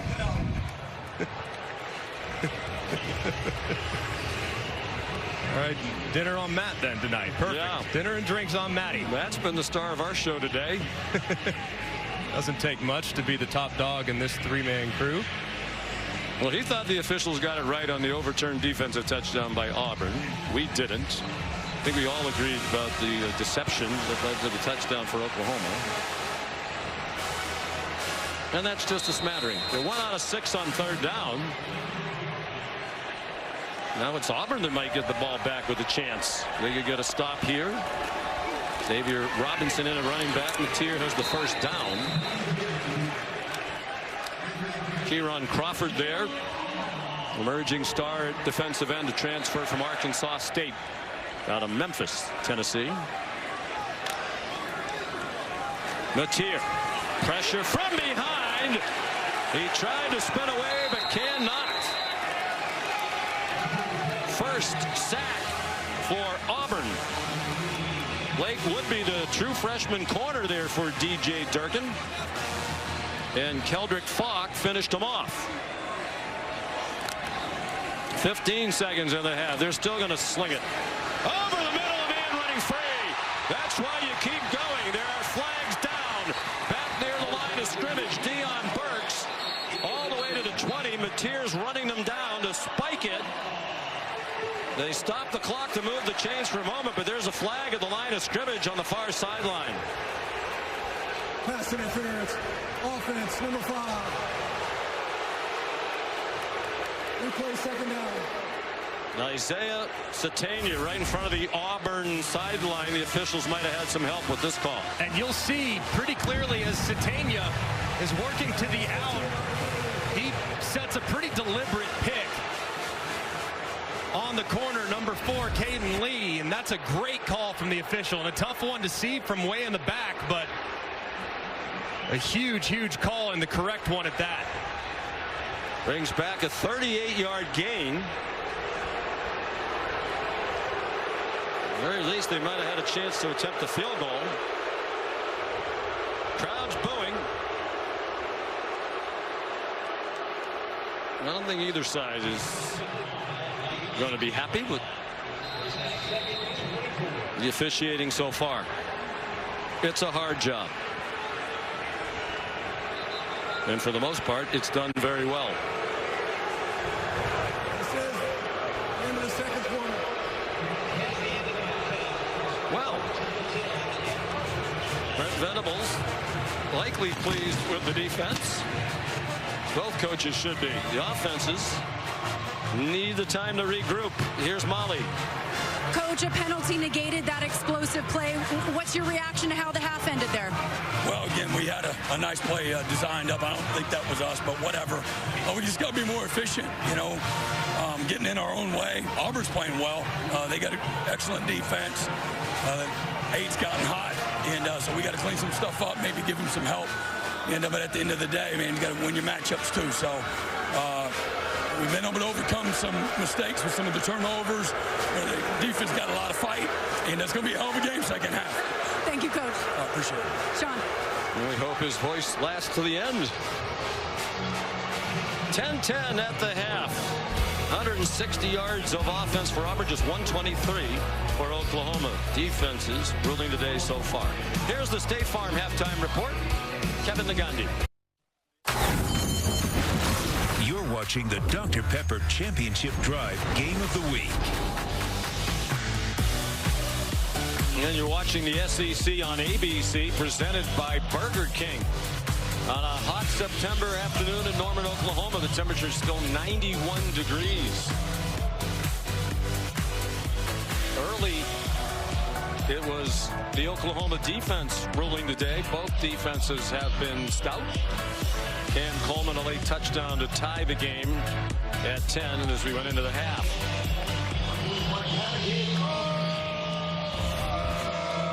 Seven sacks, most in a half in 20 years for Oklahoma. The school record's 9. Each quarterback had a passing touchdown.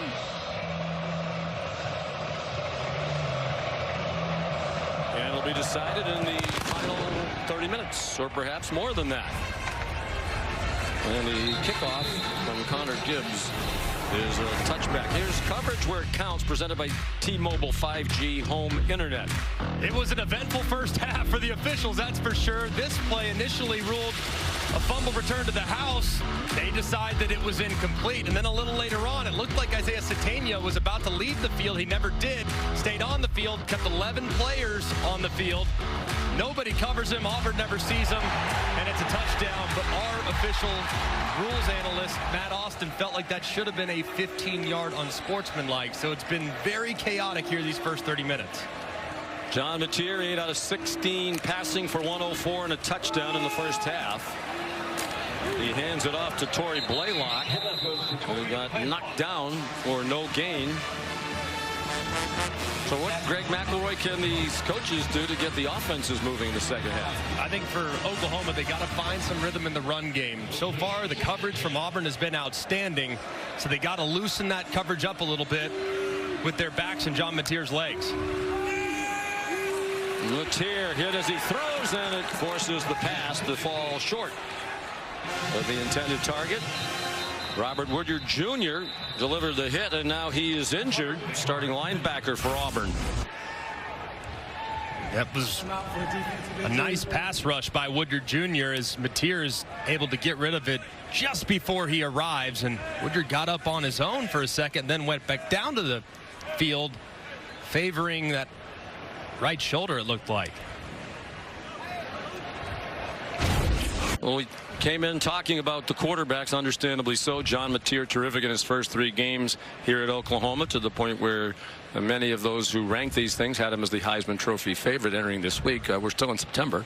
And Jackson Arnold was the quarterback here last year. Now he is at Auburn. I think Jackson Arnold played really well. 12 out of 18, completed his last 7 passes in the first half. Yeah, when he decided to throw it, I thought he was very accurate. He made some nice throws downfield. That's something that hasn't really been a big part of his game here these first 3 weeks of the season, but it's clearly in there. Cam Coleman, he was outstanding there in the first half. The big thing for Arnold now moving forward, though, he's got to get rid of the football.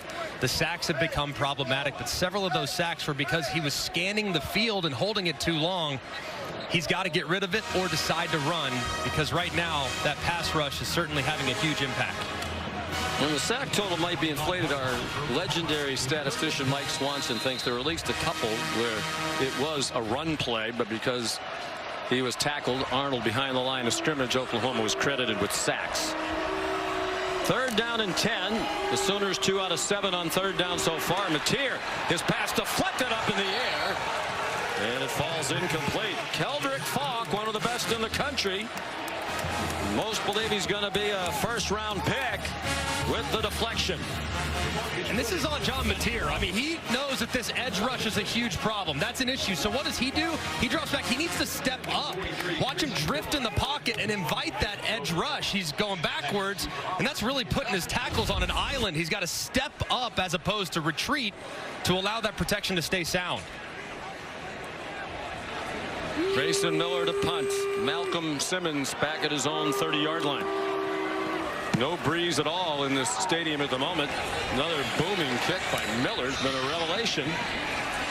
Simmons couldn't find a lane. Goes down at the 20. 58-yard punt, 3-yard return. Time for our All-State good hands play. Cam Coleman has been electric throughout this game. Said early on, he's probably the guy that can win this game for the Tigers, and he's been up to the task. A couple times backed up, poor field position. Just take a shot to big number 8.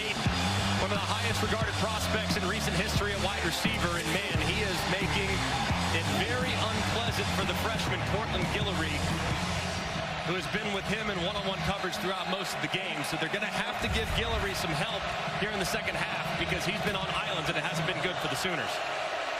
Not that they needed more help, but the pass rush will be reinforced by the return of our Mason Thomas. All-conference defensive end who didn't play in the first half for Oklahoma due to a targeting ejection last week. That pass batted down by Peyton Bowen. And there's our Mason Thomas, senior from Fort Lauderdale, a difference maker. The player and as a team leader. His matchup against these tackles is a huge advantage for Oklahoma, so you better be aware when 32's on the outside. Jeremiah Cobb on the field, second leading rusher in the SEC entering today. He's carried the ball just 3 times. I think Alston's better in pass protection. That's why he's been out there a lot. The fake to Cobb, and it is our Mason Thomas introducing himself to his old pal Jackson Arnold. Welcome to the game, number 32. Well, that didn't take very long. Here he is, right on the outside, just right around the left tackle. Arnold thinks he has more time than he does, but as he holds, there's nothing there. Ball's got to come out. But how about the pass rush and pursuit from Thomas?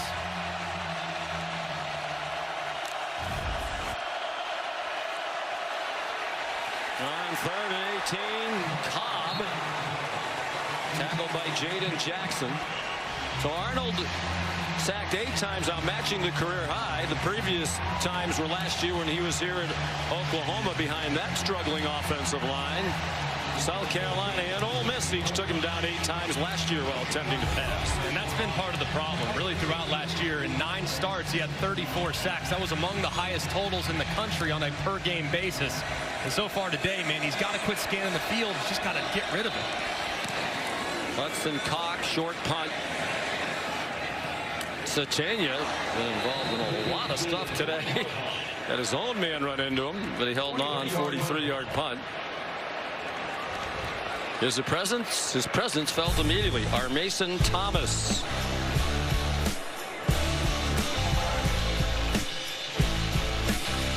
10-10 the score. We're early in the second half.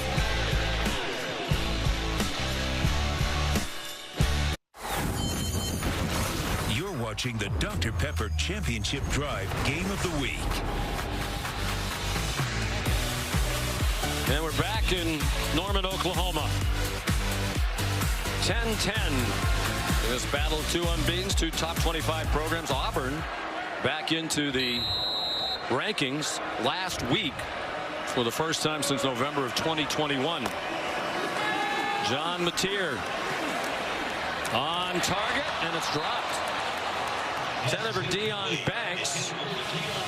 Rayshawn Pleasant was there for Auburn. And Ben Arbuckle just turned 30 on Monday. In his first year here, and he has already started to get attention as a potential head coaching candidate, which seems a little hard to believe given that 5 years ago he was an offensive coordinator in Seminole, Texas. Hand off to Blaylock. 7 years ago he was an unpaid volunteer assistant at Houston Baptist. There's his wife Lauren. They were newly married. He had a job in the oil and gas business out of West Texas A&M where he was a quarterback. Said, I did it for 3 months. I hated it.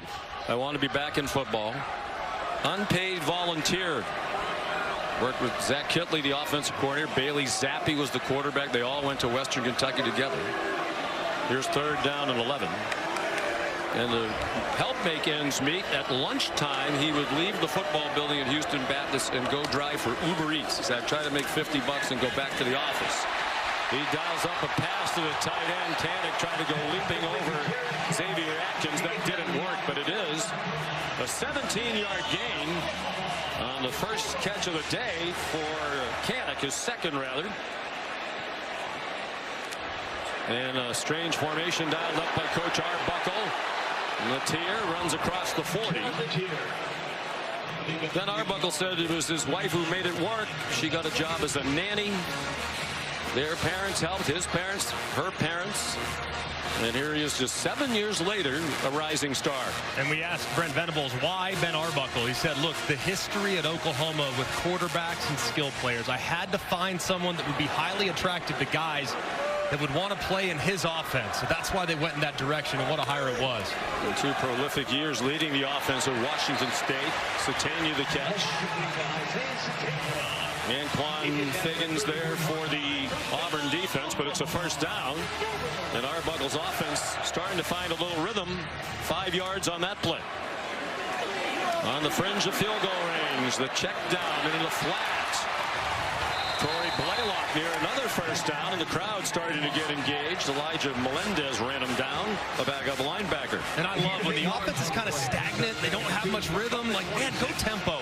Simplify it. Get rid of the motions. Get rid of the shifts. Just let your quarterback play and kind of develop a little juice on that side of the ball. So I love the plan so far on this drive from Arbuckle. Mateer still completing just 50% for the game, now 11 for 22. And you can anticipate here, 2nd and short, this would be a spot where if I'm Auburn's defense, I'd be alert for the throw downfield. 3 receivers to the left. Here's Satania, who scored the Oklahoma touchdown. In controversial fashion in the first half, he has the 19-yard line. 7 more. Mateer trying to get him up in warp speed. The flat is open again. Blaylock out of bounds with a short game pushed out by Xavier Atkins. And they're a little winded here with the tempo. 8 plays run by Oklahoma in just more than 3 minutes on this possession. And Oklahoma decided to substitute right there, so Auburn could make some changes if they want, but deciding not to, going with the personnel they have on the field.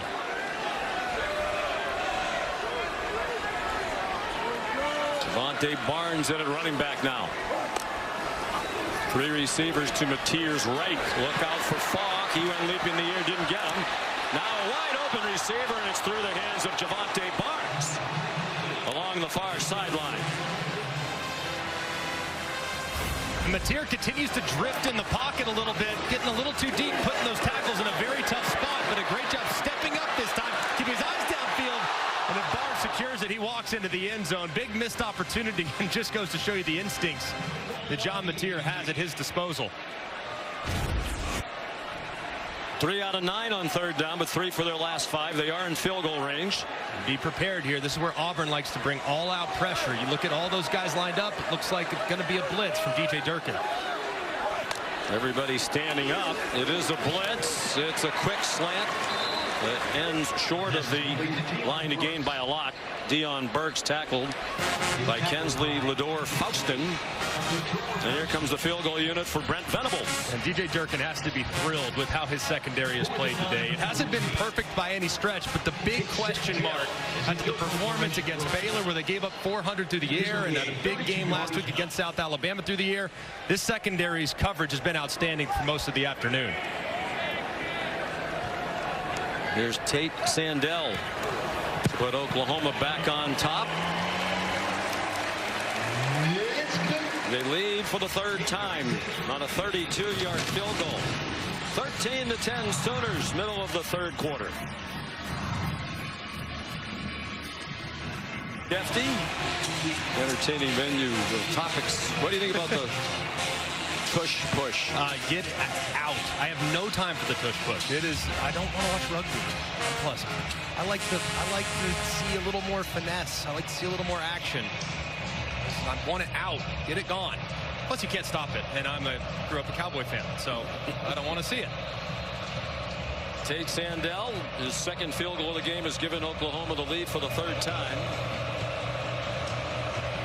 Rayshawn Pleasant, very dangerous return man. 3 career kickoff returns. No chance for that one. I've been through the uprights. Well, this defense has been unbelievable, but Jackson Arnold's helping them a little too. Look at the clock here, all right? Average time to get rid of the pass has to be 2.5 seconds. Right now, you're already at 2.87. He still hasn't found anybody. The eyes are scanned all over the place. But what does Arnold also do? He can break you down on scrambles. So the second he starts to take off, you see Oklahoma defenders immediately corral him, and then here we are back to square one. Mason Thomas back in the game. Look at the clock, holding it forever. The ball has to come out. To hold it over 4 seconds is way too long against an elite pass rush.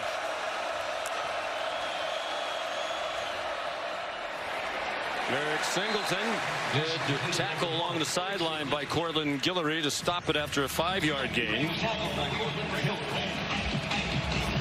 Singleton dynamic when he gets the ball in his hands. He's just 5'9". There's some of those numbers for the Oklahoma defense. 1 sack away from tying the single-game school record.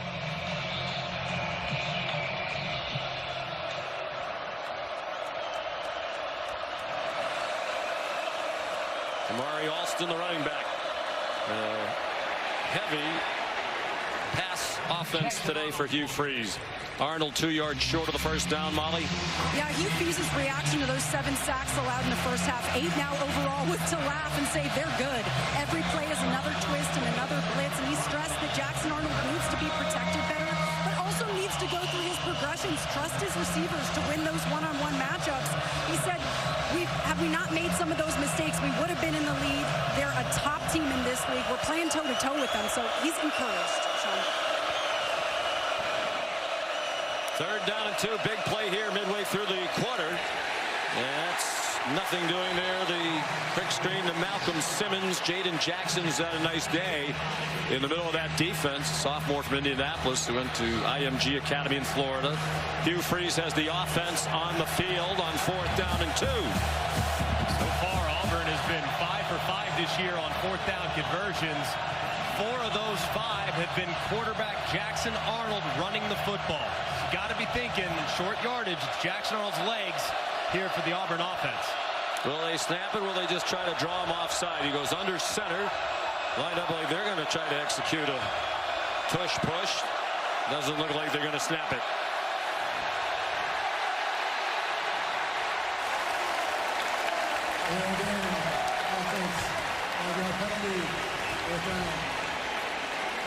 And I would agree with Coach Freeze, you should punt. I mean, they're 1 for 9 on 3rd down today, so they haven't exactly been effective. And they have -2 rushing yards on the day. You factor in the sack yardage as well. So They are not winning at the line of scrimmage in the run game, so I agree. Defense is playing great, punted away, play some field position. Are you surprised they haven't had more design runs for Cobb? Here's Cock punting. I am. I think Cobb has got to get involved, especially on the perimeter. He's got great speed. You got to get it outside the tackles at some point. So Tanya, the fair catch of the 48-yard punt. Well, these two defenses have been terrific through the first 3 games, and they're doing more of the same head-to-head today.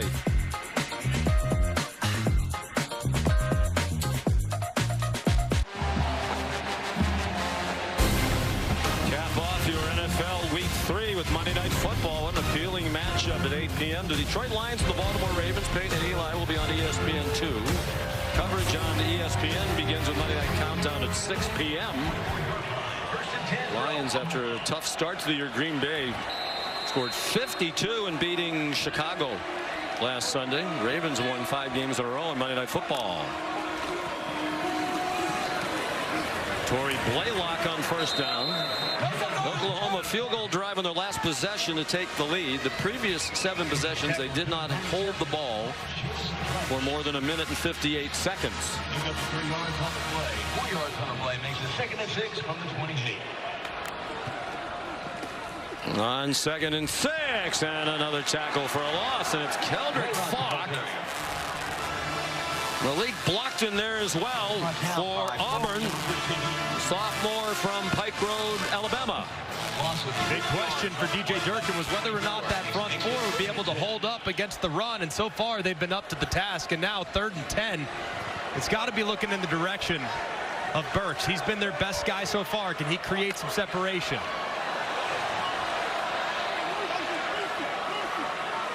Still 10 seconds on the play clock for Mateer.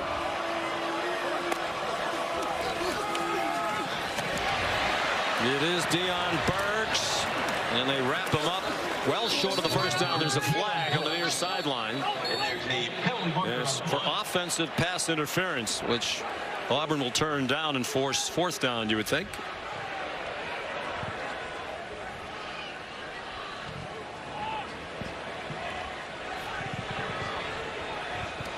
Pass interference. Offense, number 5. That penalty's declined. 4th down. Second time today, Isaiah Satane has been called for that. And very similar to the one we saw a little bit earlier. This time it's even more blatant. He goes right out towards Kayan Lee. I mean, usually offenses would call it like a rub. You know, that doesn't sound so, quote, illegal. Yeah. That right there is just a bona fide pick. I mean, that's a pick and roll all the way to the hole right there. Well, how many things has he been involved in? He had the fumble that turned out not to be a fumble. The fumble originally returned for a defensive touchdown by Auburn. He's had 2 of those pick calls now. He was the player who scored the Oklahoma touchdown when he should have been flagged. And now the officials are going to chat. They had been relatively understated here in the first 10 minutes of this quarter. Relatively. Probably worn out. I would think they might have taken naps at the half. Hugh Freeze has his job in large part because Brent Venables doesn't. There was clarification on whose helmet came off. Brent Venables turned down the Auburn head coaching job prior to the 2021 season. So it was a tough decision. We've been told by some he actually accepted it and changed his mind, citing a lack of alignment. They hired Brian Harsin. That didn't go well. 11 seconds. And then he was replaced by Hugh Freeze. Brent Venables went back to Clemson for 1 more year after turning down the Auburn job, and then came here to Oklahoma, where there's great alignment, thanks in large part to the stability of one of the great athletic directors of all time, Joe Castiglione, who's been here since the late 90s. Not a good punt by Grayson Miller. Well, he got plenty on the bounce.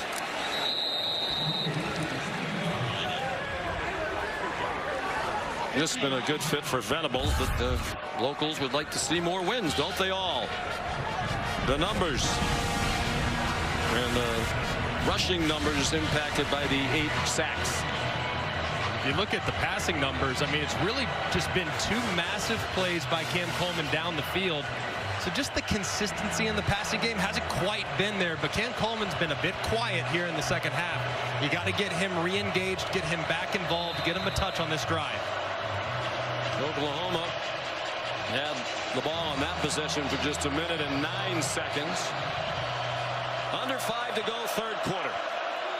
Can either offense make a big play that isn't wiped out by a penalty or a replay review? Jeremiah Cobb. Jeremiah Cobb stays on his feet. Where has he been all afternoon? Our Mason Thomas finally ran him down. That's a 44-yard run. And this is wild, too, because it looked like number 5, Kendall Daniels, going to make the play right there in the backfield, but Cobb got skinny and hugged right off his left guard. Dylan Wade's behind. Somehow found his way to the second level, and you saw some of the speed in the open field. Had 314 rushing yards through the first 3 games. That was second in the SEC. And with a heavy lean on the pass, with Alston a better pass blocker, Cobb hasn't been out there much. Alston's back out there now. And stays in the pass block. They have an open receiver, and it's an incomplete pass. Coleman behind the defense again, and the throw is off target in the back of the end zone. Man, that's a throw. If you're Jackson Arnold, you will literally remember forever. I still remember one I overthrew against LSU in 2010. And that one, Cam Coleman, perfect stutter go. Beautiful, beautiful route. Bites on it immediately, does Jordan, and he gets behind him, and the throw just off the mark, and a big, big missed opportunity for the Tigers. That pass, Davon Jordan, a backup corner, sophomore from Tulsa. Big miss. Chance for the first lead of the day for Auburn. 2nd and 10. Plenty of time and a bad throw. In the general direction of Horatio Fields. He's a big target.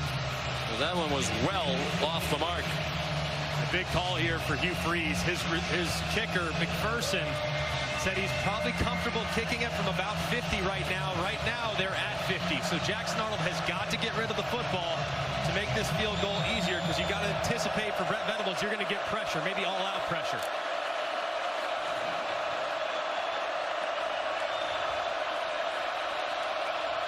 They bring Alston back to the right hip of Arnold. Couple of errant passes when there were plays to be made, and now a flag thrown by the line judge on the near side for a false start. Before the snap, all start, offense, number 65. Well, that one might definitely take them out of a field goal try now. Xavier Chaplin, the left tackle, 5th penalty on the offensive line. Now, I don't think you're going to get that blitz look from Oklahoma. They're already out of field goal range, so why try to knock them out? I would anticipate Oklahoma trying to keep everything in front of them. And if you're Auburn, probably thinking some type of quick screen, some high percentage throw to make this field goal a little easier. Unless you get Coleman in one-on-one.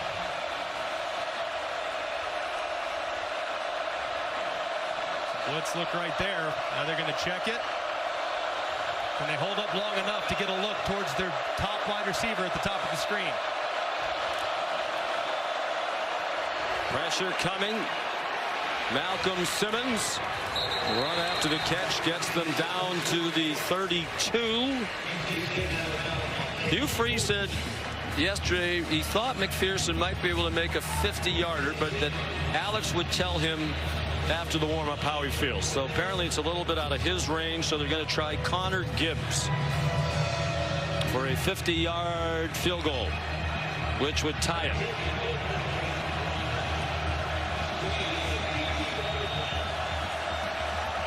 Gibbs, a transfer from Southern Miss, was 3 out of 4 last year from 50 plus. From 50, low and wide right. Hugh Freeze said yesterday he thought Auburn would have won 4 more games last year had they had McPherson. They were one of the worst field goal kicking teams in the country without him. And he said it's not just the misses that change the score, but then the other team gets good field position when you miss on a long field goal try like this. That, and it just really never had a chance, too. So the special teams been impactful, all the wrong reasons for Auburn in the kicking game the last couple of years. Gibbs has plenty of leg to make it. As long at Southern Miss was 59. That was from 50 with the breeze really not a factor. So Oklahoma hanging on to this 3-point lead.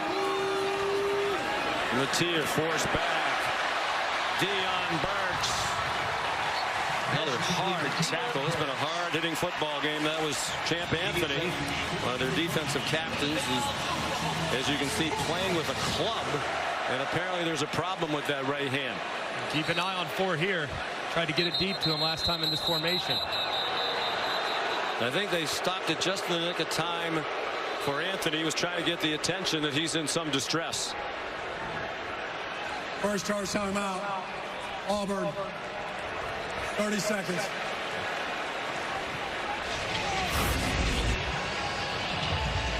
Big collision there between Burks and Anthony.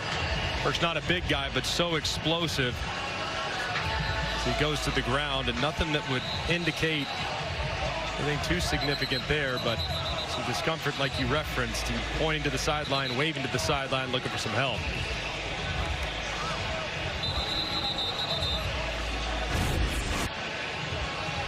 So Auburn has to use the timeout. Anthony's out of the game, one of their best defenders in the secondary.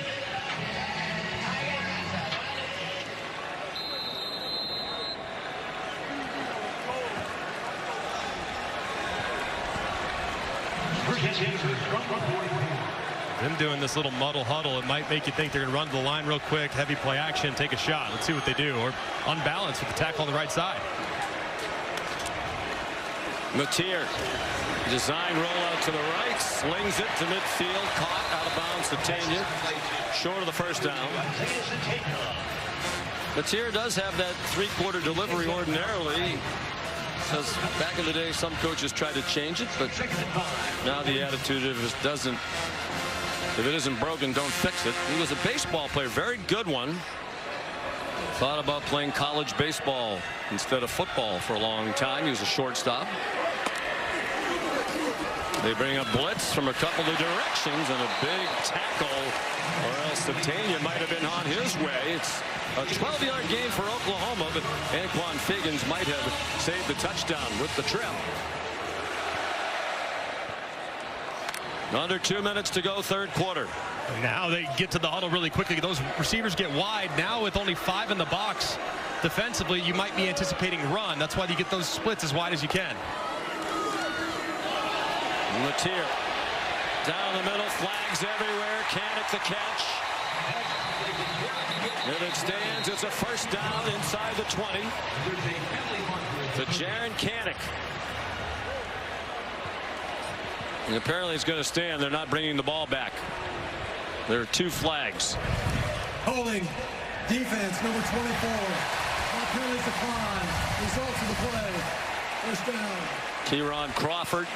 And it just goes to show you how much faith they have in Mateer's arm and his accuracy. I mean, that box count right there, 5 in the box with 5 blockers, that's inviting run all day long. Instead, they say, forget about it. We don't care about the box count. We're going to take a shot.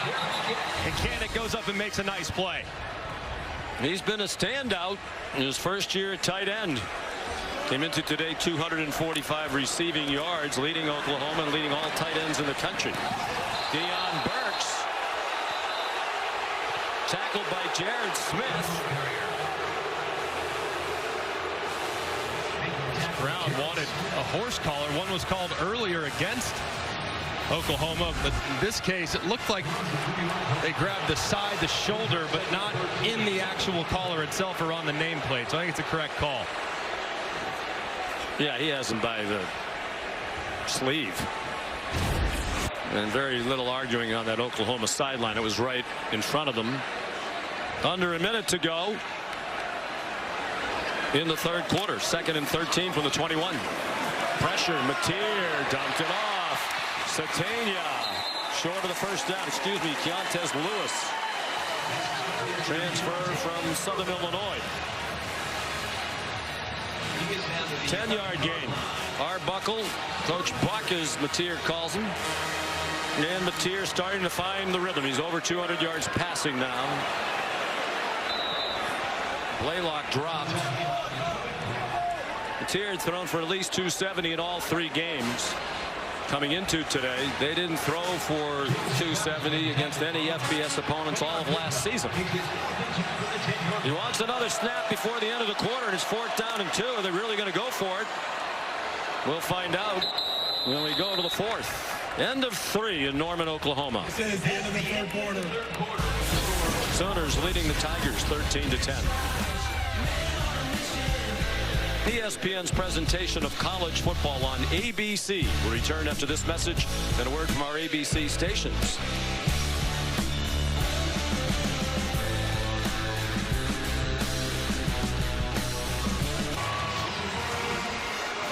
You're watching the SEC on ABC from the Palace on the Prairie, Gaylord Family Oklahoma Memorial Stadium. The defensive struggle through 3 quarters. 8 sacks for Oklahoma, 1 shy of the school record. And as we go to the 4th, with a 3-point Oklahoma lead, the Sooners have it 4th down and 2 at the Auburn 10, and Brent Venables has the field goal team on. Tate Sandell has already made 2. This is a 28-yard attempt.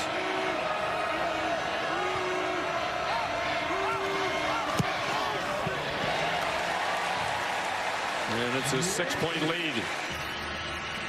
Well, Brent Venables is the defensive play caller. He took that back this year. So a lot of times when the head coach is calling the plays on one side of the ball or the other, he has somebody on his staff who's particularly helpful in helping manage game situations, timeouts, and that sort of thing. And Brent Venables told us yesterday that man has been Kevin Wilson, longtime assistant here at Oklahoma. Back in the Bob Stoops era, a lot of that time, Brent Venables was also on the staff. Coach Stoops is here today. Of course, he went on to be the head coach at Indiana and Tulsa. And that's a great resource to have. A guy who's led a team before. Tremendous. And just has a great feel for the team, feel for the game, has been around for a very long time. So while some rely exclusively on analytics and things like that and win probability, to have that plus an experienced head coach to rely on as a sounding board is tremendous. And I agree with the decision to kick the field goal. Total defensive game like this, make Auburn have to score a touchdown to beat you. Especially with how Oklahoma has struggled to run the football today. So picking up a 4th and 2 is no picnic.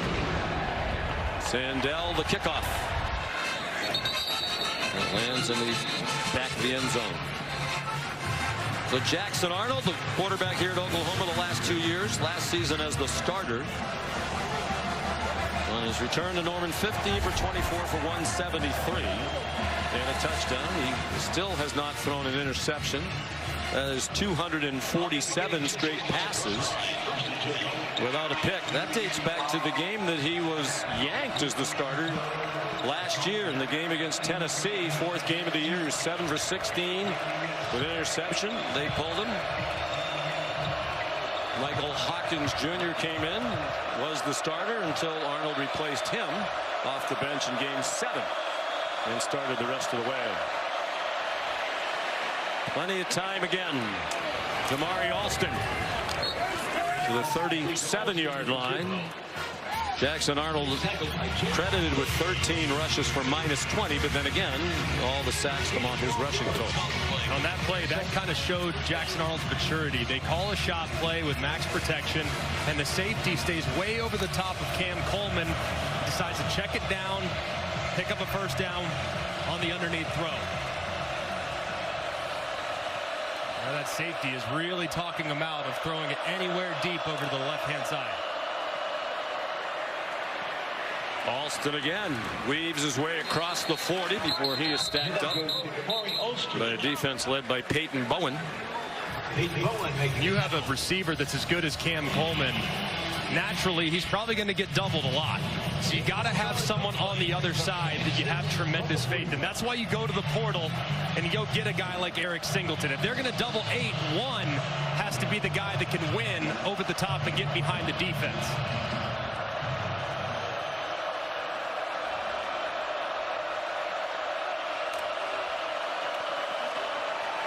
Design run for Arnold. Down at the 44, a gain of 3. He set the tone early. First game as the Auburn quarterback on the road against a good Baylor team. Rushed for 137 yards. And like John Mateer for Oklahoma against Michigan, I think wanted to send a message to teammates and the fan base about their toughness, willing to do anything to help the team. He's definitely done that. No one's questioning toughness at all, man. He can run it, that's for sure, but it's tough against a great defense. We're 1 out of 10 on 3rd down.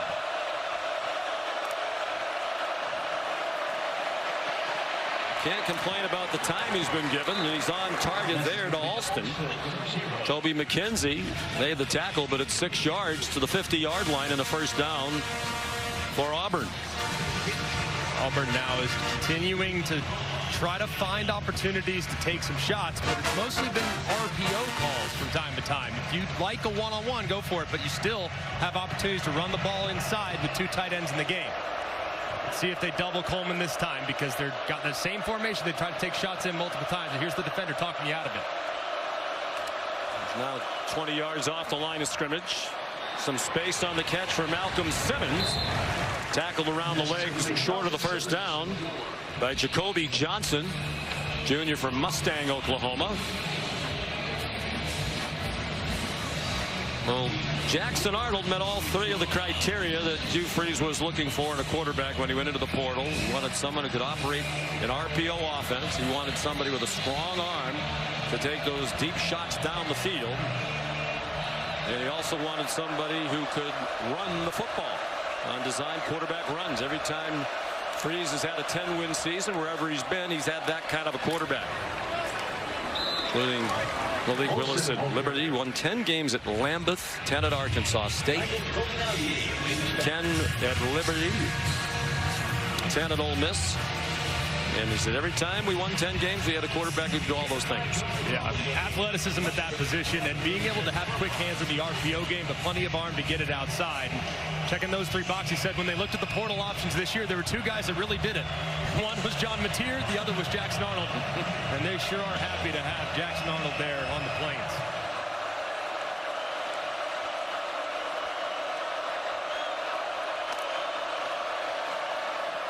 He pulled it down. Looked like he had a lane to his left, but he got smothered for a loss by Dominic Williams, the senior from Torrance, California, transfer from TCU. And these twists have been giving Auburn some fits all day. This time it's a TT, that's tackle twist. And Dom's able to drop him behind the line of scrimmage. And both teams have done a really good job, don't you think, Greg, in putting pressure on the quarterback, particularly Oklahoma's defense, but also maintaining discipline in their rush lanes. They really have, because both quarterbacks are a tremendous threat to take off and run and beat you. Here it's looking like blitz. On 2nd and 14 with Alston, the running back. Throw out wide. Singleton stayed on his feet. Got back to the original line of scrimmage, but they're going to need close to 10 on 3rd down. Kendall Daniels missed the tackle, and then Sammy Omosigo was there. Omosigo's moved from will linebacker to the middle this year. What does Brent Venables do here? 3rd and 10. They go after, they've called pressure multiple times here in this situation. Do they call pressure again, or do they drop out? Because it's looking like max protect. Here's where they show their pressure. Do they bring it or do they drop out? Auburn makes their check, anticipating pressure. Looks like they might stand it this time. Need a snap. Play clock at 1. That's going to be a double pass toward the end zone and incomplete. Man, it looked like for a moment there was going to be a pass interference at the end of this. It looked like, you'll see quickly, he'll drop back, and then there's a deep ball going this direction. It's well executed. The throw hangs too long, but as the receiver is wide open, look at the close. It looked like contact was pretty close right there. There's the contact. That's got to be pass interference, and a big one let off the hook there from Oklahoma. Gentry Williams had the coverage.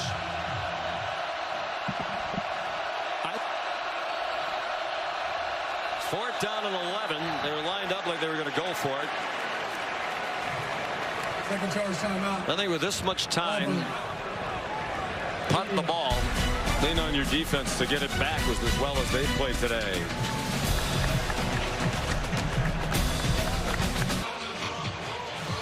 Take a look at this last play from the AT&T connected cam. You see the back judge desperately trying to get out of the way of where the ball's about to land, but I think he missed one there. I think the defender is there way too early, collisions the receiver, impacts his ability to make a play, and that should have been called pass interference.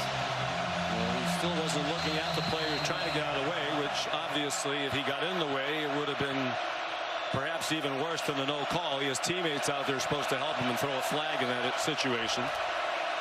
They're going for it on 4th down and 11. Jackson Arnold takes off running. Jackson Arnold has a first down. On 4th and 11. Father Todd on the left. Mom Sharon on the right in the orange. What a play by their son. A 15-yard gain. Hugh Freeze going for it on 4th and 11. And what a play. I mean, one of the few times today we've seen this Oklahoma defensive line lose contain up the middle. They've been so good. And then on arguably the biggest snap of the game for Auburn's offense, the quarterback scramble makes it right for the conversion. 8:40 to go. Auburn has not led today. Arnold flushed again. Smart to throw it away. Crowd thought there was some holding there. Flags have come far less frequently here in the second half. There were 15 assessed penalties in the first half, only 2 here in the second. Crowd looking at replays on the big screen in the end zones, and they're convinced the holding they saw live, they saw on the screen. It looked like the right side of the offensive line might have held up with the guy holding a little bit off the right side. 2nd and 10, 8.5 to go. They crowd the line again. They put pressure on. It's up in the air for Malcolm Simmons and broken up by Gentry Williams. What we're talking about a moment ago, when you have the double team to Cam Coleman, someone on the other side has to win. This time, Simmons does get behind. The ball slightly underthrown. Might have gotten away with one there, Might too. have been early again on the contact. He never really turns around and tries to make a play on the ball. That could have probably been called a pass interference as well. 13th play of the drive. They've had the ball for 6.5 minutes. They've taken it 52 yards. Seen all their pressure adjustments the last couple series. What did they do this time? Looking like pressure, all-out blitz. Where are you going to throw it? Find your one-on-one. Arnold, plenty of time. Caught, taken down just short of the first down is Horatio Fields. So here comes another 4th down. They went for it on 4th and 11 and converted. And I think, given the way this game's gone, Greg, don't you just have to go for this? I think you do. You did on 4th and 11 a moment ago. I would anticipate you doing it again here. And they said earlier, 5 for 5 on 4th downs this year, 4 for 4 on 4th and 1s. All 4 of those conversions with Jackson Arnold's legs. Anticipate quarterback run here on 4th and short. 1 for 2 on 4th down today. Alston, the running back. He got tangled up, but the play won't count. They've stopped it. Flags and whistles. That was a disaster waiting to happen for Hugh Freeze. I'll start. Offense, number 65. I'll get penalty. 4th down. Xavier Chaplin. Big play call here for Coach Freeze. Now it's 6 yards to go. And it might have been a blessing in disguise because this play was not going to pick up that first down as Alston jumped to the outside. But 65, Chaplin leaning just a bit before the ball is snapped. 10 Auburn penalties, 6 against the offensive line. Midway through the 4th quarter, Oklahoma leading by 6. But Auburn's in the red zone.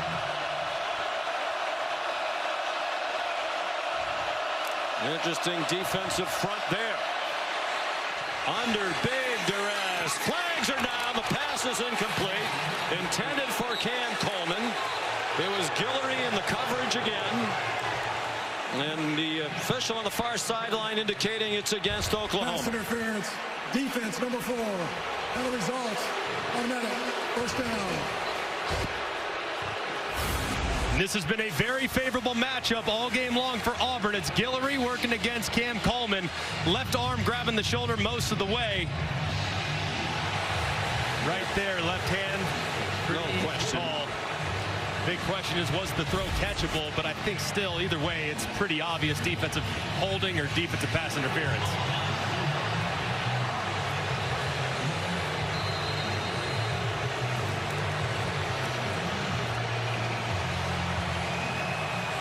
First and goal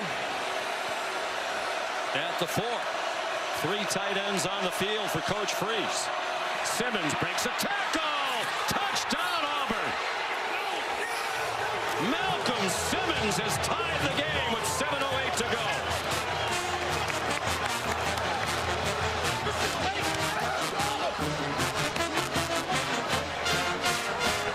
And what a drive. Led by the former Sooner, Jackson Arnold, the key play of the game so far. His run for the first down on 4th and 11. Mom beaming with pride, as she should be. They endured a very rough year here last year when he was a Sooner. So here's McPherson to give Auburn its first lead of the day.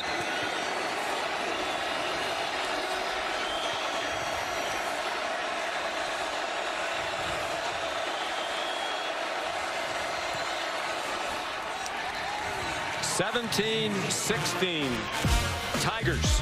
And a massive penalty on 4th down. Pass interference on Guillory gives Auburn new life. They go with a little jet sweep handoff to Simmons, who ties it. The extra point pending gives Auburn a big lead.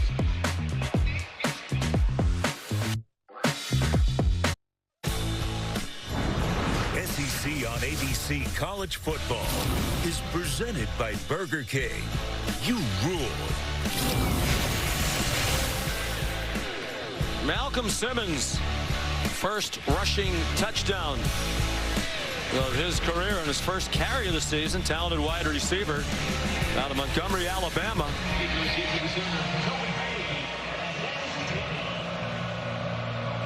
Oklahoma trails for the first time this season in the 4th quarter of its 4th game of the year. Connor Gibbs the kickoff. Jacob Jordan won't try to run it back as it lands in the back of the end zone. And this was a really good read here by Jackson Arnold. You're going to see the sweep read, but look at his eyes on the left-hand side. He sees those Oklahoma defenders stay inside. A great block by Frazier, 87 to the outside, as the progressive pylon cam gives you a look at that block, and Simmons hugs it for a nice touchdown run.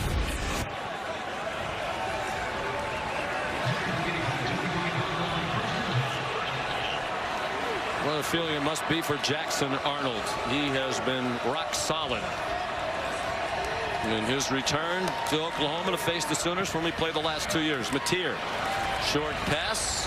Dion Burks just shy of the first down. Kevin? Sean, 6-time world champ CM Punk, and the return of his wife AJ Lee, ready to face Seth Rollins and Becky Lynch in a mixed tag team match. Stream WrestlePalooza exclusively on the ESPN app.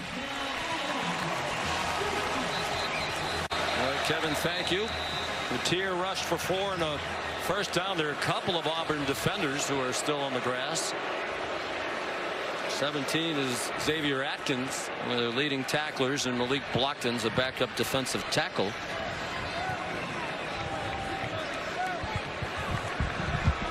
Timeout, 6:40 to go. Auburn by 1. When we're finished here in Norman, Oklahoma, we head to Miami. Malachi Toney, what an electric wide receiver he is for the undefeated Canes in the in-state battle against Florida. A great day of college football. Still a lot of action to come here. The Prairie on the Plains in front of 83,639. Auburn, a memorable drive to take its first lead. Almost as many points allowed by Oklahoma today as it gave up in their first 3 games. And now Mateer, who's 8 for his last 8 and 13 out of his last 14.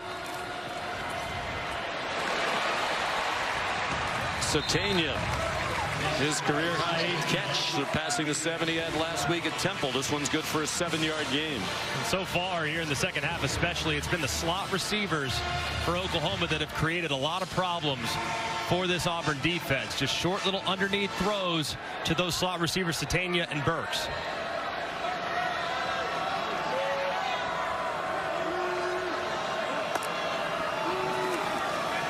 Four-man rush, well blocked. Here's Kanik.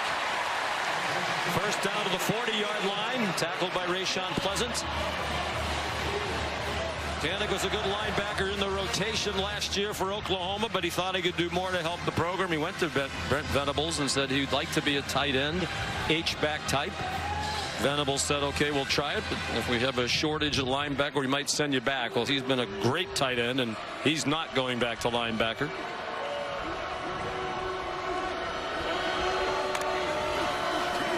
Here comes a blitz.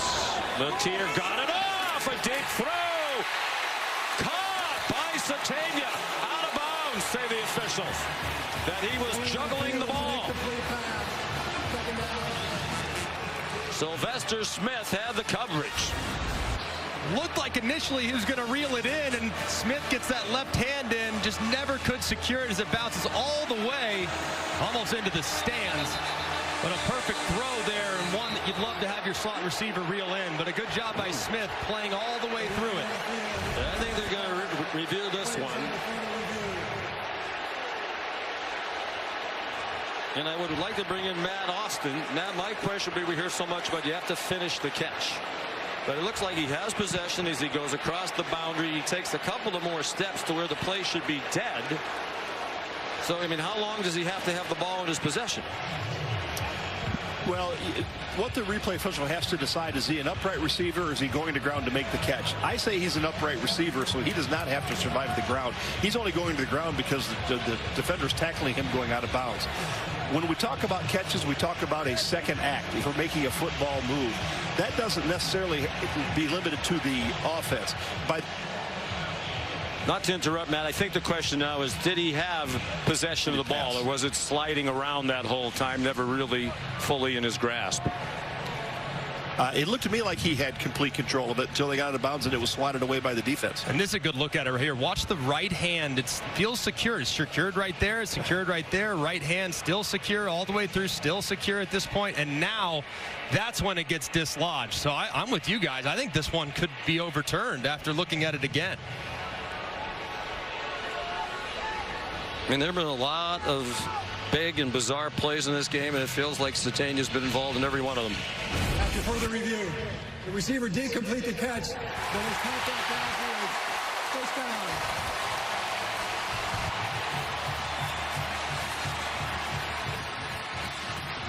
It's been an agonizing day when it comes to the officiating and replay reviews for Hugh Freeze today. All day long. And now Oklahoma at the very least in field goal range to retake the lead as we approach 5 minutes to go. It's a 31-yard play to Satania.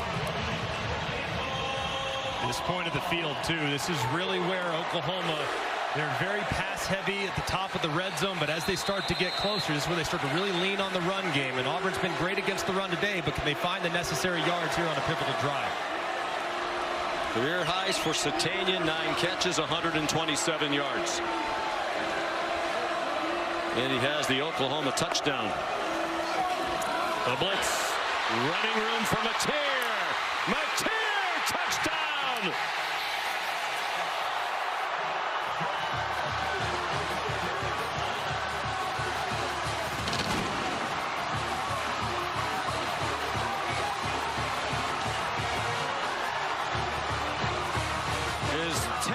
Straight game with both a rushing touchdown and a passing touchdown.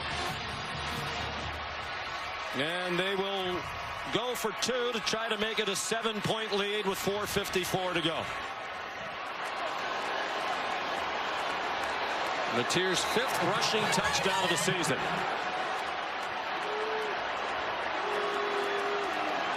Blaylock, the running back. Will it be Mateer again?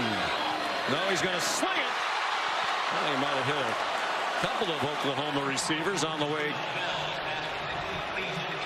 across the back line. That was Go for Dose, brought to you by Dos Equis. They come up empty. And this is just a great recognition by Mateer. Look at all those defensive bodies to the left-hand side, but just 2 play sides. So what does he do? Drops back, goes immediately. Outstanding instincts. You got great numbers. They're light on the right side. Take advantage with your legs. You got hat on a hat blocking. And it's nothing between the end zone but one defender who Mateer will gladly take on for the go-ahead score. Good block by Deion Burks on Rayon Strader to help him get across the goal line.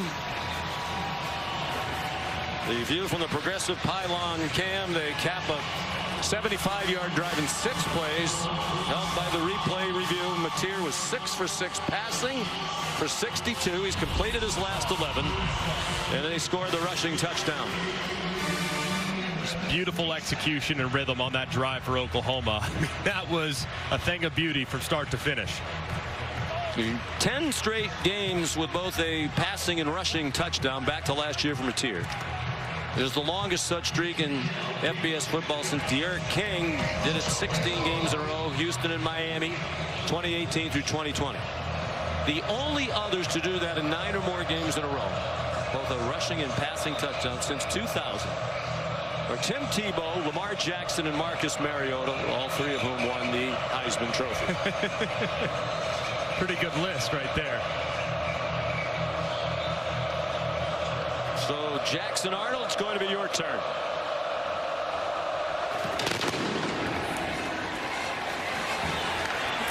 Pleasant might as well try it. He's dangerous. Started 1-yard gain. There's a flag down. He made the 25, but they're likely going to bring this back. Samuel Masigo made the tackle. During the return, illegal block in the back. Receiving team, number 21. Penalties half the distance to the goal. First down.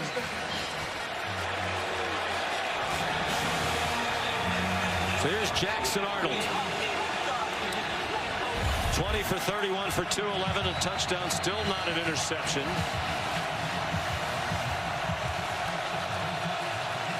What an opportunity for this young man, too. I mean, you know he's been dreaming about it. He's tried to downplay it. But an opportunity to come back to a place that you called home and to steal one from him and a drive right in front of you has to be something that guys live for. He was under the radar all week, declined all media opportunities, probably on the advice of the coaching staff and sports information folks. Jeremiah Cobb gets 2. Molly? Well, after Auburn's last touchdown, the sideline erupted, coaches and players all yelling, except for quarterback Jackson Arnold, who went straight to his iPad. All business, watching that drive back, focusing on what he missed, where he can be better. He is laser focused, and he told his team pregame, I will play my heart out to get this win. He's not celebrating or satisfied until this one's over, Sean. Alston, the running back, on 2nd down and 7. And the clock at issue with 4:10 to go. Just one timeout for Auburn.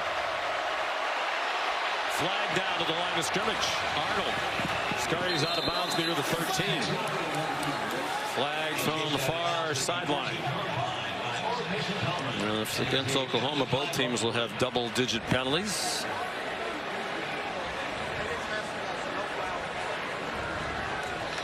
There is no foul for an illegal formation. The results of the play stands. 3rd down.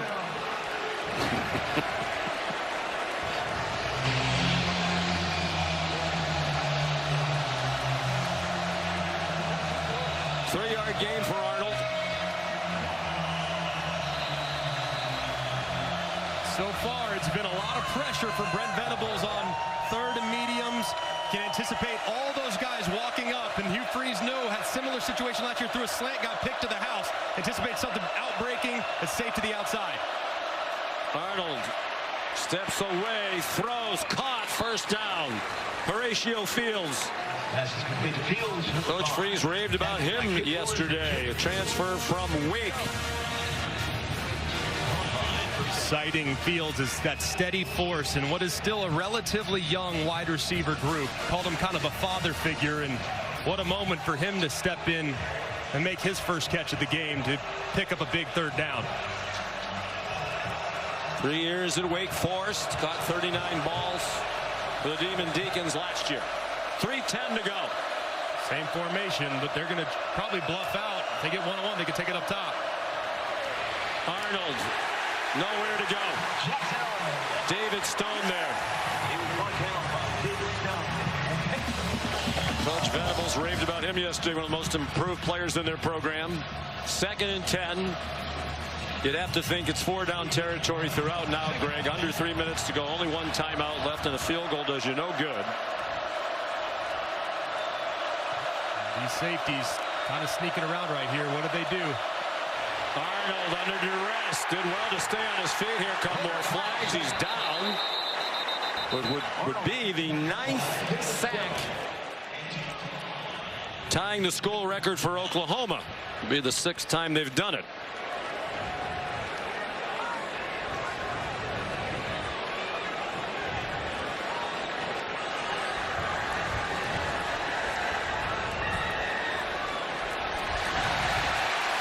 Holding, offense, number 75, 10-yard penalty, 2nd down. Connor Lew, the center. So it will not be a record-setting sack. Brent Venables decided to take the penalty. Additional lost yards for Auburn, but they get the down over again. The play was a loss of 2.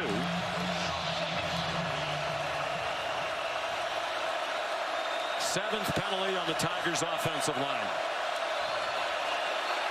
And the 8th is just... I mean, you wonder if that's fatigue on part of Xavier Chapman. He just got up out of his stance when they were nowhere near snapping the ball, it seemed. That's 3 or 4, it feels like, on him by himself, saying to his quarterback, I can't hear you. And it's not going to get much easier as they back closer to what is a very loud section of the stadium. 6 false start penalties on the O-line, 2 holding calls. It's a loud building with a sellout crowd of more than 83,000. And they didn't get it off before the 2-minute timeout. Their whistle sounding. Arnold got rid of it in the end zone, but I don't think that's going to count. Prior to the snap, this is the 2-minute timeout.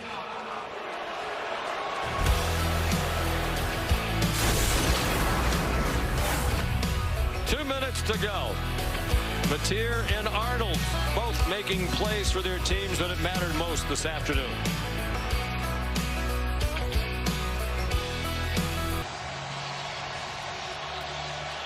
When we're finished here, we go to Miami. DJ Lagway off a very rough outing at LSU last Saturday night, 5 interceptions.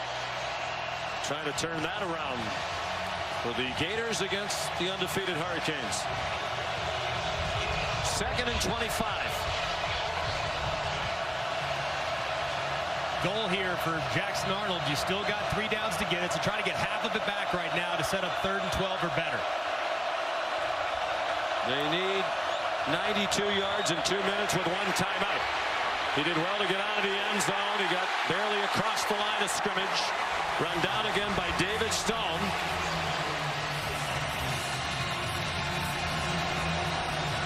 Third down.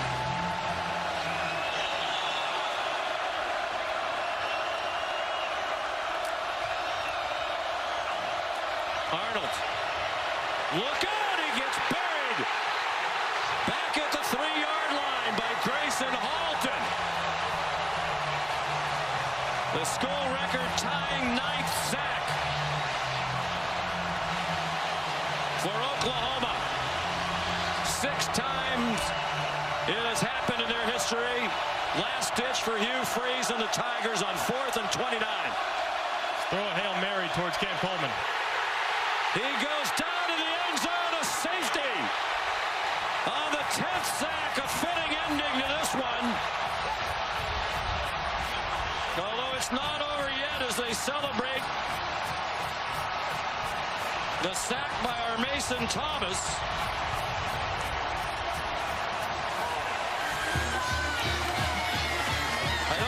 the worst thing really that could have happened to Auburn, because if they stop the 4th down, Oklahoma without the score, they just take a knee and the game's over. Now there's at least a possibility, albeit very slim, for Arnold and the Tigers. Correct. I mean, it's not the worst thing ever, but still the right side of the offensive line, and R. Mason Thomas just missing the first half, certainly making his presence felt. For all intents and purposes, putting it on ice for Brent Venables. Back doing what he does so well, calling the defenses. Brent Venables, that's where he made his name. Here under Bob Stoops, Clemson under Dabo Swinney. 10 sacks, the single game record all by themselves. And barring something really unusual, Greg, they're going to go to 4-0 Oklahoma without a takeaway on defense. They have not taken the ball away yet. And Coach Venables was bemoaning that after the big win against Temple, but that doesn't matter when you keep winning and keep the other team out of the end zone. So it's a free kick from the 20. They're lining up like it's going to be some attempt to pooch it perhaps, and then recover it. That'll be Hudson Cox, the punter.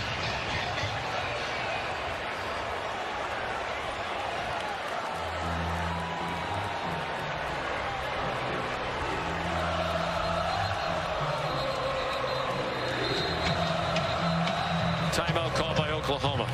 First charge timeout. Oklahoma, 30 seconds. Been an agonizing day in so many ways for Hugh Freeze. So many things that will be replayed in the review of this game, including with the SEC officiating folks. So the top 2 teams in the country, as we look at the college football rankings, brought to you by Goodyear, idle this week, as is number 5 Georgia. You would expect LSU to cruise. They'll be at Ole Miss next week. Our afternoon offering on ABC. Big one tonight in the Big Ten. Illinois and Indiana. Indiana haven't really played anybody just yet, and they'll get a top 10 Illinois team coming to town. But I have a feeling Indiana's got a couple things up their sleeve for that game. Will Brent Venables' team be in the top 10 next week? We'll see what happens ahead of them. They got a very strong argument. Part of that depends, too, on what happens with Michigan against Nebraska. If they get a win, that only strengthens their resume.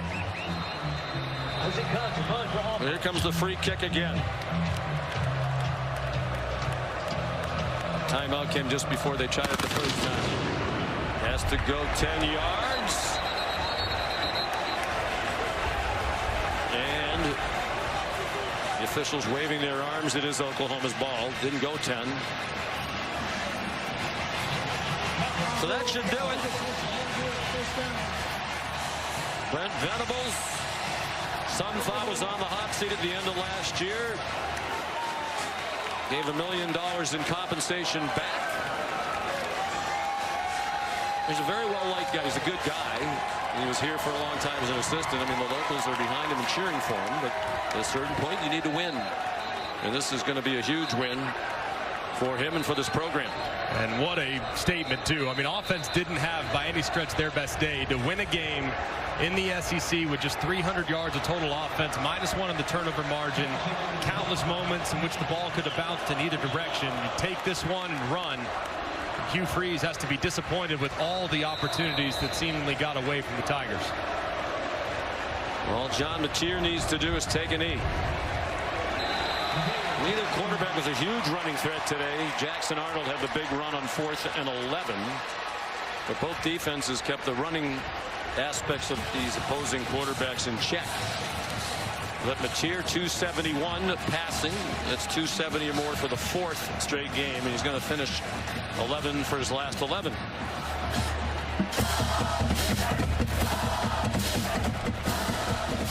And perhaps we should note that safety was important to some. Significant for many. And as the game went off with Oklahoma as a 6.5-point favorite. And they win by 7 with ththose late 2 points. Jackson Arnold, in my opinion, great valiant in defeat.